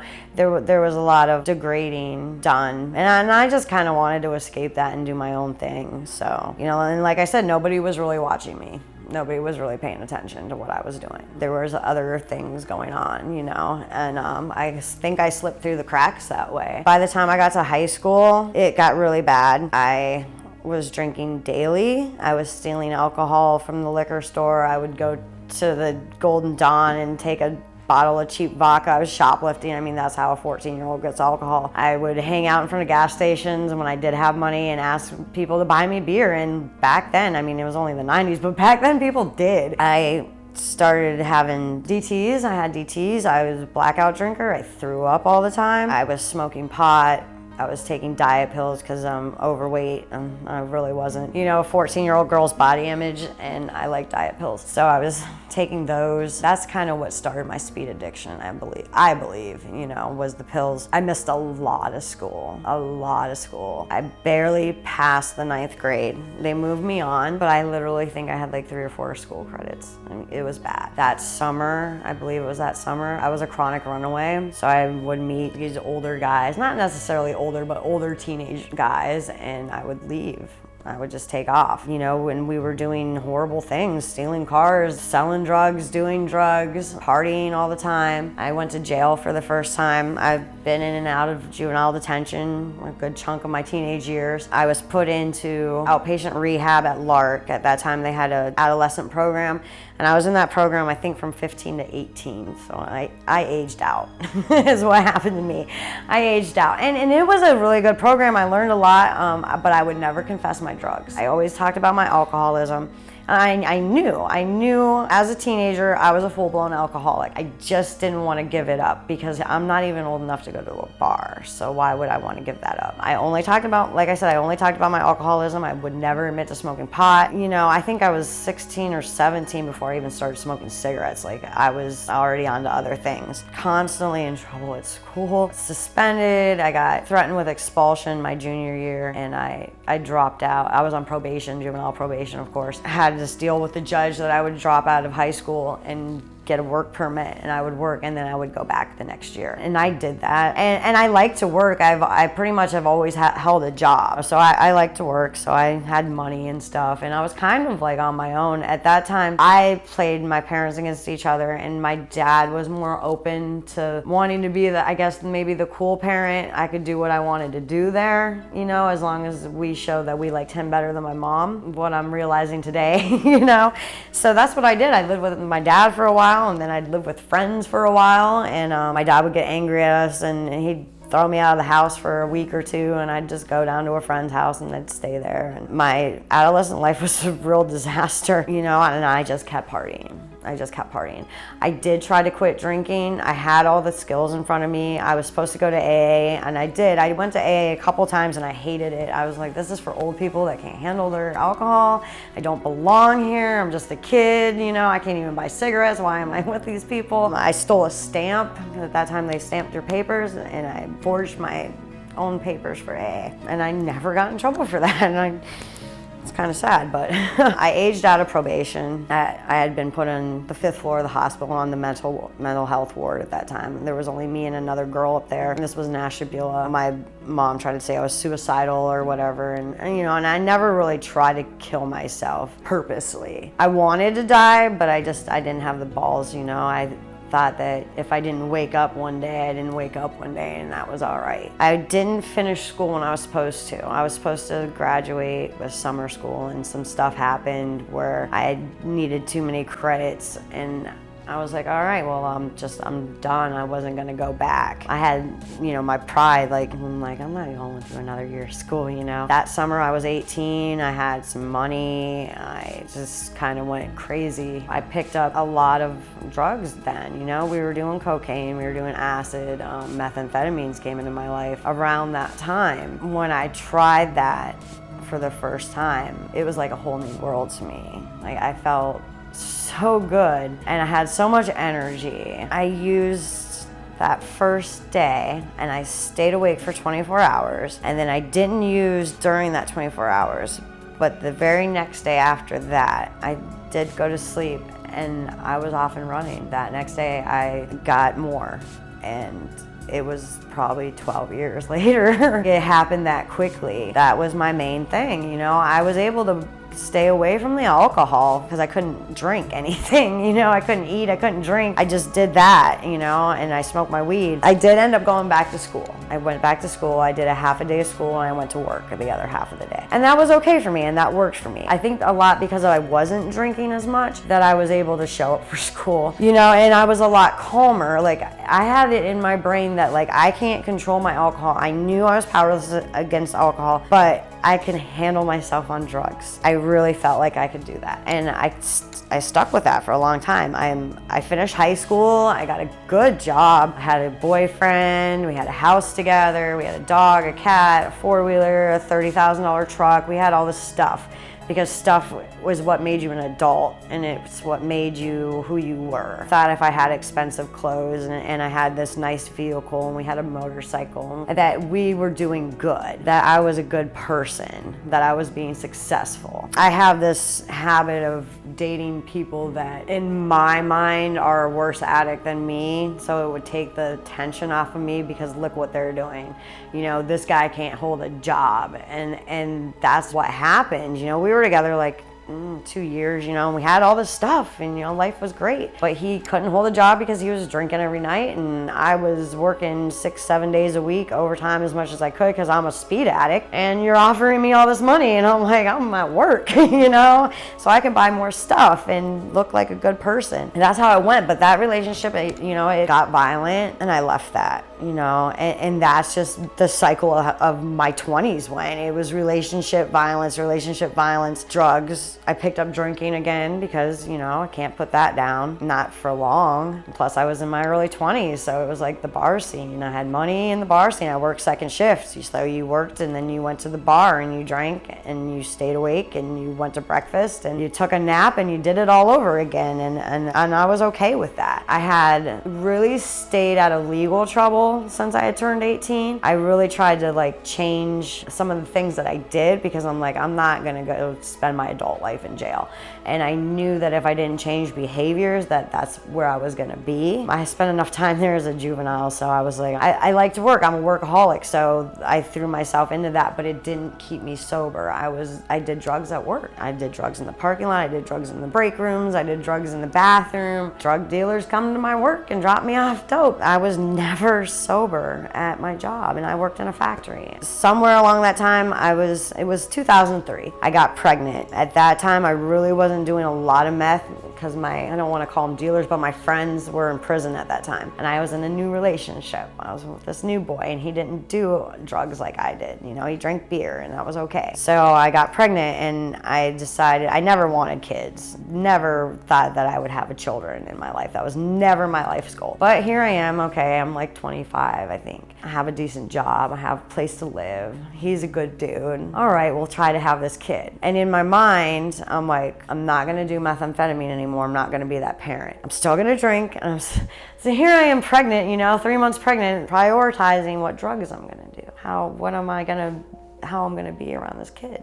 There was this movie, Spun, about meth addicts, and I would watch that movie almost every day just because it kind of made me feel like I was high and still a part of that lifestyle, even though I was trying to stay out of it. Anyway, I was, I think 24 weeks along. My water broke. I had what they call PROM, a preterm rupture of membranes, and I was in the hospital for like 2 weeks, and then they sent me to Rainbow Babies. My water never came back in and never refilled. My option was pretty much like I had to terminate my pregnancy. We made that decision to do that. What they did was induce labor, and I had a stillborn. They kept me comfortable in the hospital. That was the thing, like, we're gonna keep you comfortable. I was on a morphine pump and whatnot, and I wasn't using it at this time. And I was okay for a little bit. I came home, the baby was so far along by law, I had to have a burial, so I had to have a funeral and everything. And I was okay until that day. And after that day, I went into a really bad depression, and I laid on the couch for probably almost 3 weeks. I barely ate. I just lay there and cried and chain smoked cigarettes. It was really, really bad. I didn't talk to people. I didn't call people. You know, my boyfriend didn't know what to do with me. My neighbor, who was my girlfriend and my good friend at the time, you know, she came over and like literally put me in the bathtub and was like, we're not playing this no more, dude. You're gonna get it together. And you know, she put me in the bathtub and like fed me and kept me going for a few days. You know, I was starting to get a little bit better. And then the drugs came into my house. They came into my house, and I took them. I took it from my boyfriend, who really didn't use, you know. He just said, so-and-so sent this over for you. And I'm like, whew. So I took it from him, and I went into the bathroom, and I locked the door, and I said, I'm flushing this down the toilet. And I made the flush sound, I flushed the toilet, but I held it in my hand and I didn't let go. And I sat in that bathroom for probably an hour, and he had gone back to work at this time. I sat there and with it in my hand, and I cried and I thought about it. And because, you know, like, I still blame myself, like thinking maybe, was it because I was a drug addict that I lost my kid? Is it like a withdrawal thing that I didn't even realize that I'm going, you know, all this stuff, like that I'm a piece of shit. I'm a failure as a woman, because what woman can't have a kid, you know? Little did I know, but that's how I felt. So I got high and I took off. And I took off for like 2 weeks, came back, kicked him out, started focusing on other guys, because guys are gonna fix me too, you know? It's always gonna be the savior's gonna come around. That's when everything really went downhill, because I really didn't care anymore. I blamed my job, I blamed a lot of things. You know, I got into a new relationship and I didn't heal. I didn't allow myself to heal. I acted like none of this ever happened and that I was okay. Within a year of that, I got a DUI. On the night that I decided that I started doing oxys in between there on top of the meth. I started experimenting with Oxycontin. I was late for work, and when I got there, they were trying to write me up. I can't remember everything that happened, but I ended up walking out of an almost 10-year job. Like, I was like 2 months away from getting my 10-year anniversary there. I walked out of that job that night. I went to a friend's house, I partied. I was bartending part-time at this time, so I had to work in the morning. It was the night before Thanksgiving, 2004, I believe it was. I went to work at the bar and I drank. And I drank and I drank and I drank. And then I went out to another bar in Pennsylvania that night and I drank and I drank and I drank and I just wanted to go home and pass out. Like, I had no intentions of driving that night. I had arranged, we already had rides arranged and where I was gonna stay that night. Nobody would take me when I wanted to go. So I got in my car and I drove half a mile down the road and I got my first DUI. I didn't go to court for that. I didn't really check my mail at that time. Like I said, I had just walked out of a 10-year job, so I was just bartending, stopped paying all my bills. I didn't care anymore. And because I wasn't paying any of my bills, and I didn't have a good paycheck coming in, I started doing other activities to keep my habit. That's just all I concentrated on. I would say short of a year of that, after my DUI, I was homeless. My neighbor, my friend that had bathed me and fed me, was also my landlord. And she put up with it for as long as she could. And who's to blame her, Who's to blame her? So I went homeless. And I wasn't like living on a park bench kind of homeless. I couch surfed, but I didn't have a home address. I had a couple duffel bags. I had put a lot of my stuff, at my dad's house. He wasn't letting me stay there. Every once in a while he did. It'd get to be winter time and I'm like, I'm not gonna be on the street, dude. You'll let me in your house. He's an addict too. And I don't really want to get into that, but we have a very sick relationship and it fed off of each other a lot. You shouldn't be doing drugs with your dad. I don't care how old you are. That's just not a normal, healthy relationship. And if I had drugs, the door was open. If I didn't, the door was closed.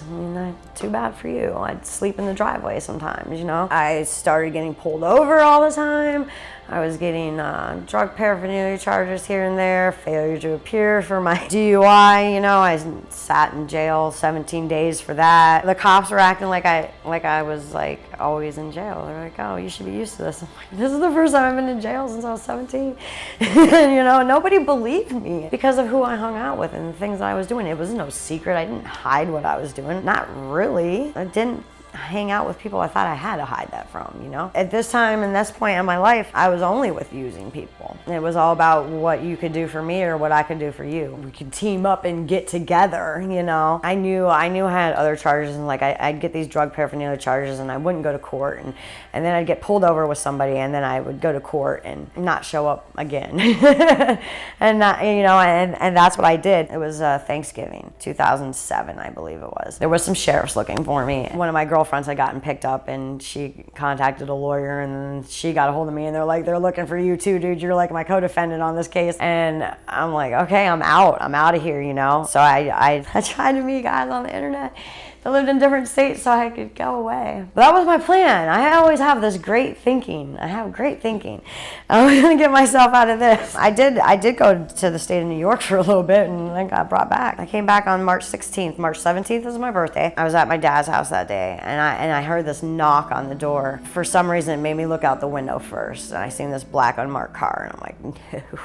I literally hid underneath my cover. I'm 30 years old at this time. I literally hid under the covers like it was the boogeyman. With my dog, I'm like, shh, gotta be quiet. A couple hours later, I'm watching TV and there's my name and my driver's license picture on the Erie News for a meth lab. I'm like, oh my gosh, I'm never getting out of this one, Anyway, I got arrested. I was gonna run that night, had this big plan, I was gonna run that night, and I didn't make it. I didn't make it out of the house. I got arrested in my bedroom, in bed, and they handcuffed me and pulled me up out of bed. And I was crying, I'm like, please let me say goodbye to my dog, because I knew I had felony charges. I knew it would be a long time before I came home. So I went to jail, and I sat, and I sat, and I sat. Because I had a lot of stuff. The corrections officers would start making fun of me because it seemed like every other week, oh, you got a warrant for this county too, Tosh. You got a warrant for this one. I had a joint case with Ashtabula and Lake County for manufacturing of methamphetamine. I had a charge of manufacturing out of Erie County in a conspiracy. On top of all my little drug paraphernalia charges that I never went to court for, I guess it would be a contempt out of Erie County for not paying on my DUI. So it was a big mess. But while I was in jail, there was this little Mexican girl and she always prayed and she always read the Bible and she spoke really good English, so she was teaching me about the Bible and about God, and this was not the person that I had anything but hate. I had hate for God. For somebody who always said they didn't believe in him, I sure hated something I didn't believe forgiven. And here I am sitting in jail with this Mexican girl, and she's trying to teach me about God, and I started to open up to the idea of it. I got transferred to Lake County, and in Lake County they have NA and AA programs there. They have a lot of programs actually at that time in Lake County. So my one girlfriend that I met up there, she's like, let's start going to AA. And no, dude, I'm not going to AA. And she's like, it gets you out of the cell. I'm like, good point. So that's how I started my recovery journey, not even knowing that that's what I was doing. I sat there like this the whole time, and I was so sick of hearing these girls come in and they were telling me about like, oh, my last drunk and I lost my this and that. And all I could think of in my head was, I don't know when I'm going to drink again. I don't know when I'm going to get high again. That was what I was thinking, not like, wow, you know, I can relate to them. It was, I wish she would shut up because I don't know when I'm going to get mine. You know, I don't know when I'm going to get mine again.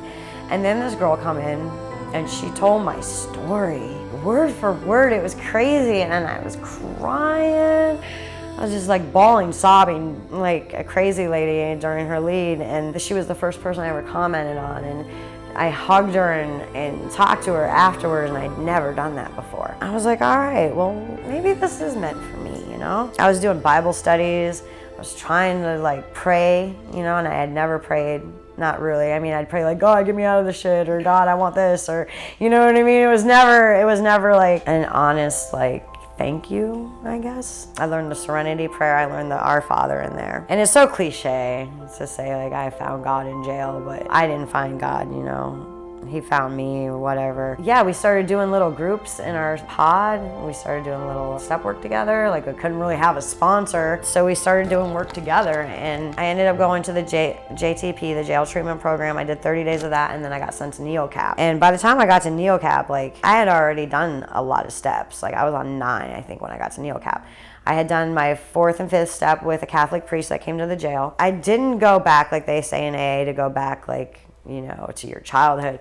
And I did from pretty much like the loss of my baby, like the things that got me where I was that day, all of that stuff, like that's what I concentrated on. And that was like my first start of step work. I got to NeoCap, I started doing amends letters, hated every second of NeoCap, and I swear I can remember every day that I was there, but it broke me down and it made me learn the Thinking for a Change. We did Thinking for a Change 1, 2, and 3, and I'm like, I don't have a thinking problem. You know, but they taught me skills that I use to this day, and I mean, they beat them in your head, but I get it because here I am 9 years later and I'm still doing cost-benefit analysis before I make a decision on something. So I got out of NeoCap just shy of my first year of sobriety. I dove right into it. You know, I had an assessment lined up for my aftercare the day that I left. I was on felony probation. I had a probation officer in Ashtabula and a probation officer in Lake County. I had some stuff in Erie I still had to take care of. So I was really busy. No driver's license, no car, no nothing. I had really made up with my mom at that time. And it wasn't that we fought. It's just I did things my way. I knew she would never agree with them. She never knew about my meth. I don't know how, but she never knew until it was on the front, you know, in the paper. That's how she found out. Conneaut woman from meth manufacturing. They hung it on the refrigerator. I was like,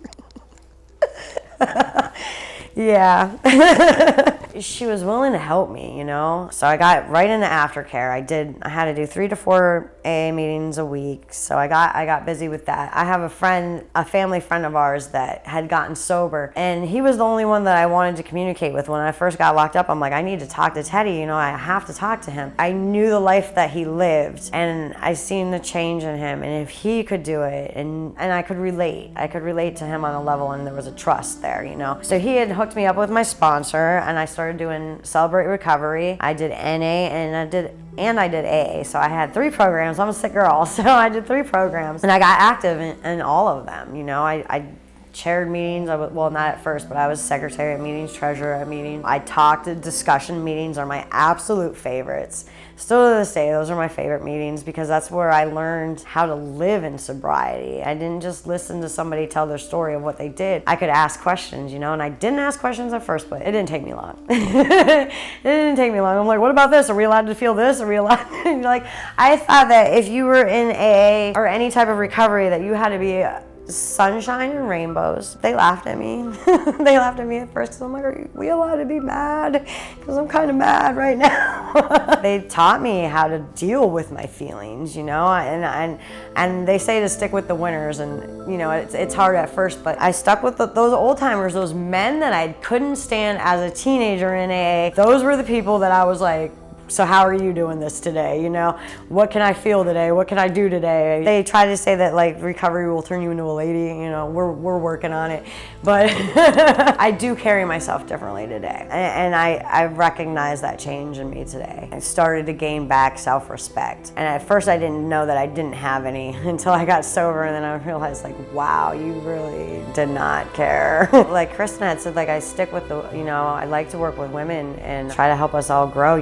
There needs to be a sisterhood, and I was missing that for a really long time. It was hard at first, like especially living in Conneaut. There was like 3 girls in AA, or 3 women, and they were all much older than me, but that's okay because like they have life experience, I didn't have nothing. I was like back to being like this 12-year-old in recovery for the first time, I got a job. I was really persistent and very honest, and it was hard at first because now I'm a convicted felon. Some people will work with you, but they see a manufacturing of methamphetamine and they're like, oh no, we're not gonna have you there. Even Walmart, they only hire felons if you have felony domestic violence or felony DUI. So I said, okay, I can be a drunken woman beater, but I can't be a drug addict. And it was really hard, and I was really frustrated for a long time, and I'd go to aftercare and I'd cry and scream about like, I'm just gonna lie. You guys are trying to teach me to tell the truth and be upfront and honest, but I'm just gonna lie from now on. I got with a temp agency, and I'm like, look, I drug test twice a week. I'll give you a release, you can take those papers, I told her my story, I told her what I did, I showed her meeting slips. I'm like, look, this isn't who I am right now, and I don't want to go back to that. But if I don't get a job, what am I gonna do? I mean, even though I used while I was working, at least work gave me a purpose, it gave me something to do. I really never missed a lot of time until that very end when I gave up on my life. I never call off work. She got me this little job in a factory in Girard, Pennsylvania, and everything was great, but then when it time for the company to hire me in, they refused me, and it was because of my felony. So here I am, crushed again, I'm never gonna tell anybody I'm a felon, blah, blah, blah, and it's so much easier because they can just Google you and it all comes up. Everything comes up now. I hung in there, and the woman from the temp agency, she's like, we're getting you work. And she did, and I've been at that job, it will be 8 years in August. So it worked out, but I had to humble myself again. I had to take a low-paying job, and I had to really prove myself. And I worked at that job for a year as a temp, and everyone's like, when are you getting hired in? And I'm like, shh, don't say nothing, because I didn't want to lose it. I didn't want to lose it again. Finally, it came to that time where they're going to hire me in, and I went in the supervisor's office, and he was like, do you have felonies? And I bawled. And I went into the situation, and he says, well, you know what? You've never missed a day. You've never called off. I was late one time because my car broke down, but I called them. I called like 6:15 in the morning. I didn't have to be there till 7. And I'm like, look, I'm going to be late. I don't know. I'm going to get there though. And he's like, we don't have people like you. We don't get this. We're just going to leave that blank. And I was like, oh, and then I cried some more. As a felon and as a drug addict, I mean, we have to prove ourselves so much more. And even being a woman in a manufacturing field, like, we just have to prove ourselves so much more. So those were some highlights of my recovery, but I've had a lot of bad things have happened. And really, when I look back on it, I think a lot of bad things have happened that were worse to me in sobriety than what happened when I was using. And like, my grandfather got really sick. He had cirrhosis of the liver, but this one wasn't alcohol related. And we had to watch him lose weight and suffer, and it was really bad, and I had owed him thousands of dollars. And the one thing, like, I can honestly say is, like, I never used any of the money that I got from him from drugs. Like, they legitly went to my bills. I always had this I'm a better than you addict mentality, but I really did use his money for my bills, repos, things like that had happened, and I never paid him back. And I had written him a letter of apology, and the only thing I ever heard about it was my grandma said, that was a really nice letter you wrote. So it wasn't for you, but thanks. He would give me a hug, and he would give me a kiss on the cheek, but he didn't talk to me. And I did that. And, you know, I got to live with that today. I was there with him the day that he died. You know, he was not really with it. He had told me he loved me prior, you know, a couple weeks prior to that. He told me he loved me. My cousin, I have, like I said, addictions in my family. I have 3 cousins had 3 cousins in recovery. And my cousin and me, we're 5 years apart, but we clicked and we were inseparable and we did everything together. And he could quote the big book, word for word, page for page. I've been in this 9 years and I can give you a general idea of where to find it, but I can't tell you like paragraph 3, you know. I can't do that, but Jason could. And like I said, we were inseparable. We were like, we shared a battery. My grandpa died, and then my dog got sick, and I had to put my dog down on Easter, and I had to do my second lead I've ever done in my life that day, and I didn't want to do it, and I was like so upset. But I went there and I did it, and I cried through it, and but it was okay because, you know, I showed up and did what I needed to do that day. Because even though, like, you know, the death of my grandpa could have took, my dog was my best friend, like my absolute only friend. You know, when I was homeless, he was with me, and he was all I had. And when I came home and I walked through those doors that day I came home, you know, he attacked me and we loved each other, and he walked right back out that door with me. He was always at my side. So that was, and it's still tough to this day about that one. So I lost my dog, and then, you know, I've had multiple friends. I can't even tell you the numbers of friends I've lost due to addiction. Every once in a while there's still a drunk driving accident, but it's mostly, you know, addiction. Jason, my cousin Jason, he went back out. I would track him down and I would pull him out of hotels, and I'm like, you're going to AA. He was like, I'll embarrass you, you know. You can't embarrass me, you know. And I'd take him drunk, falling down drunk to AA, and sit here and you're gonna listen. And that's what I did. And in that time period, I was around Thanksgiving. My grandma got diagnosed with lung cancer. It was bad, and she was okay with it. Like, she was ready. She was ready to go. I was in the hospital with her. My mom and my aunt were with her all that day. They were exhausted, and we had to take her back to the hospital. And so I said, I'll come up and I'll sit with you. She never really talked or anything. She was in and out of consciousness. Anyway, she ended up passing that night. And I was there, you know. I was laying in the hospital bed holding my grandma. She was, you know, one of my best friends. She was my unconditional love, my true unconditional love. No matter what I did, you know, no matter what I did, she didn't treat me any different for going to jail. She didn't treat me any different for becoming a felon. She didn't treat me like I was less than, because now all my truths were out. I forgot to mention that my grandma's youngest daughter, my aunt Trudy, February 20th, 2008, my Aunt Trudy died. And it was sudden and nobody knew what happened. I got arrested on March 20th, exactly a month later. She died of a drug overdose, a prescription pill mix. We didn't even know. Like, she had been in and out on street drugs my whole life, you know. And we thought she was sober, but she doctor shopped. I guess they pulled like a garbage bag full of pills out of her closet. But she's my angel. When I started trying to do the math, I'm like, wow, exactly, you know, a month later I'm in jail, and she's got some ties up there in heaven, I'm telling you. And that hurt my grandma. You know, my grandparents didn't last long after she had died, and that was their youngest. But I got to be there for her. I got to be there with my grandma. I didn't even think about using. I didn't even think about it. I got bitter though. She passed away January 7th. Jason got really bad. During this time, Jason got really, really bad. I mean, he was kind of messed up at my grandma's funeral. And, you know, he kind of blew me off after that. And then every day at lunchtime, we'd talk on the phone. And he called me at lunch, and this was towards the end of February. He called me at lunch. He says, Tasha, I lost the hood of my car. You don't lose the hood of your car. I said, look, I can't deal with your problems right now. I'll call you after work, you know. And I couldn't get a hold of him, and I started freaking out. So I literally found the hood of his car in the median of I-90, and I followed pieces to the truck stop, and I found him passed out in his car, blood from his ear. I've started having panic attacks and really bad anxiety, and I didn't really know what was going on. About 6 months prior to this, through the help of AA, I had talked to some people, and they're like, you need to get some outside help.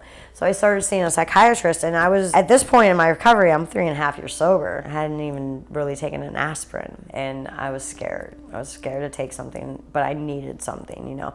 So I got put on a medication, and it was funny when I went in there, I'm like, I can't take this, can't take that.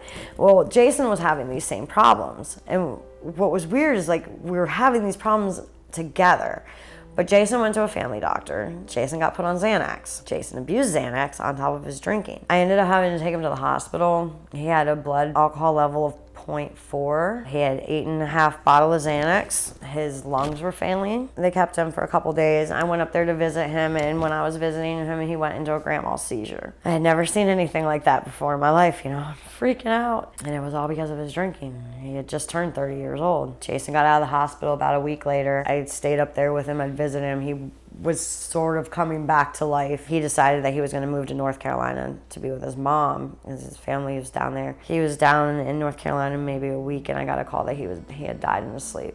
His body shut down, 30 years old. He died on March 20th, the day before my 4th year sobriety date. Of all the things to happen, I went to AA that night. I went to AA the next day. I got my coin, everyone's, I'm sorry about Jason. I'm sorry about Jason. I still to this day have cards from meetings that I haven't opened. I got angry at AA. You failed him. All you guys failed him. I screamed at his sponsor, I'm like, this is your guys' fault. Like, I tried. And then that guilt that I didn't do enough. I didn't get him in time. I didn't, all that came in. At this time, I'm working overtime. Like, we're working 6 days a week. I'm not going to meetings. My sponsor was in school at the time, so she wasn't going to meetings, so I got away with it for a while. I was pretty much on a dry drunk. I still kept up with my appointments for my mental health. I was doing that. I think I was twice a week. I was doing that twice a week, and I thought that was enough for me, I was off probation at that time. I didn't have anything to make me go. I would go to work, I'd come home, and I'd sit in my room, and I'd cry.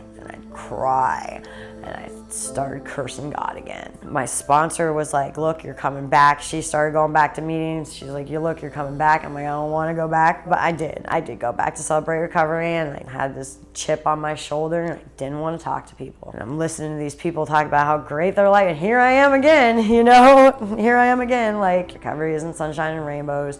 It's not going to work. This is all a joke, But yeah, I was still sober. I went on a 12-step spiritual weekend. My girlfriend took me on one of those, and I didn't want to go, and she's like, I paid for it, you have to go. And I was a total jerk almost the whole weekend, but I had a spiritual awakening. I was 5 years sober then. I managed to get my 5th year, and I had a spiritual awakening. I had a God moment, and my God moment was that, because I was really angry, I thought, I got sober so you could take everything I love out of my life, the people that I was closest to, the only people that I knew loved me back, and they didn't do it the tough way. I held that resentment, and I talked about it, and then it occurred to me that, like, he didn't get me sober to take things away from me.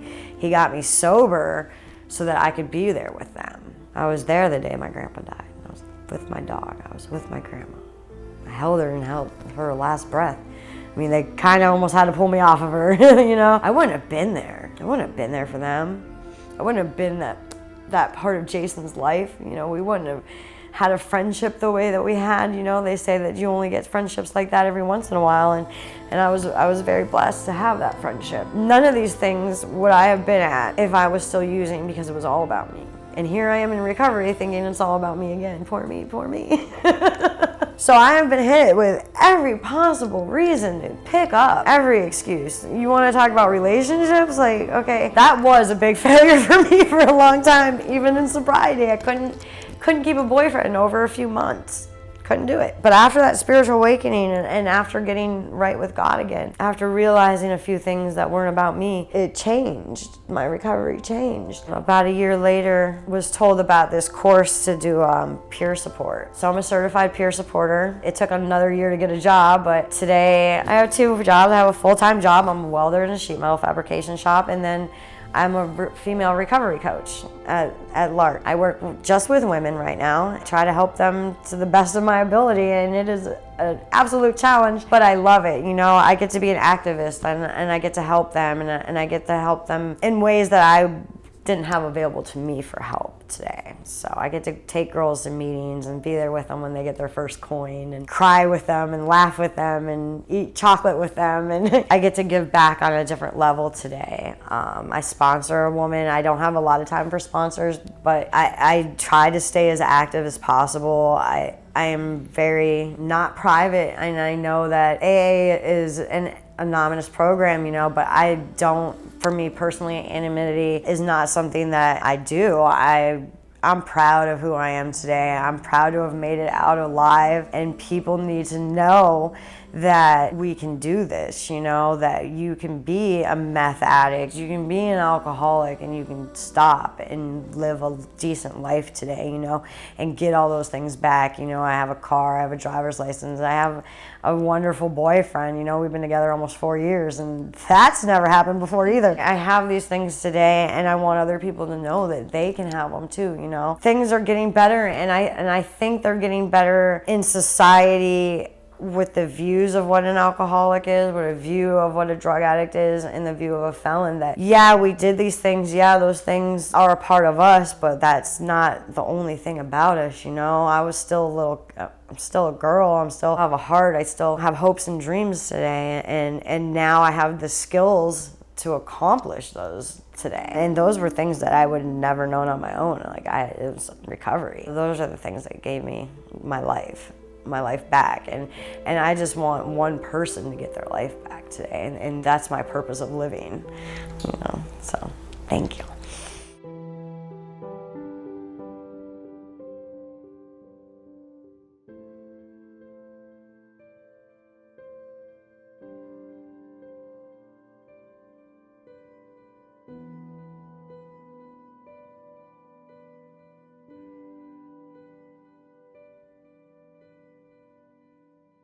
you.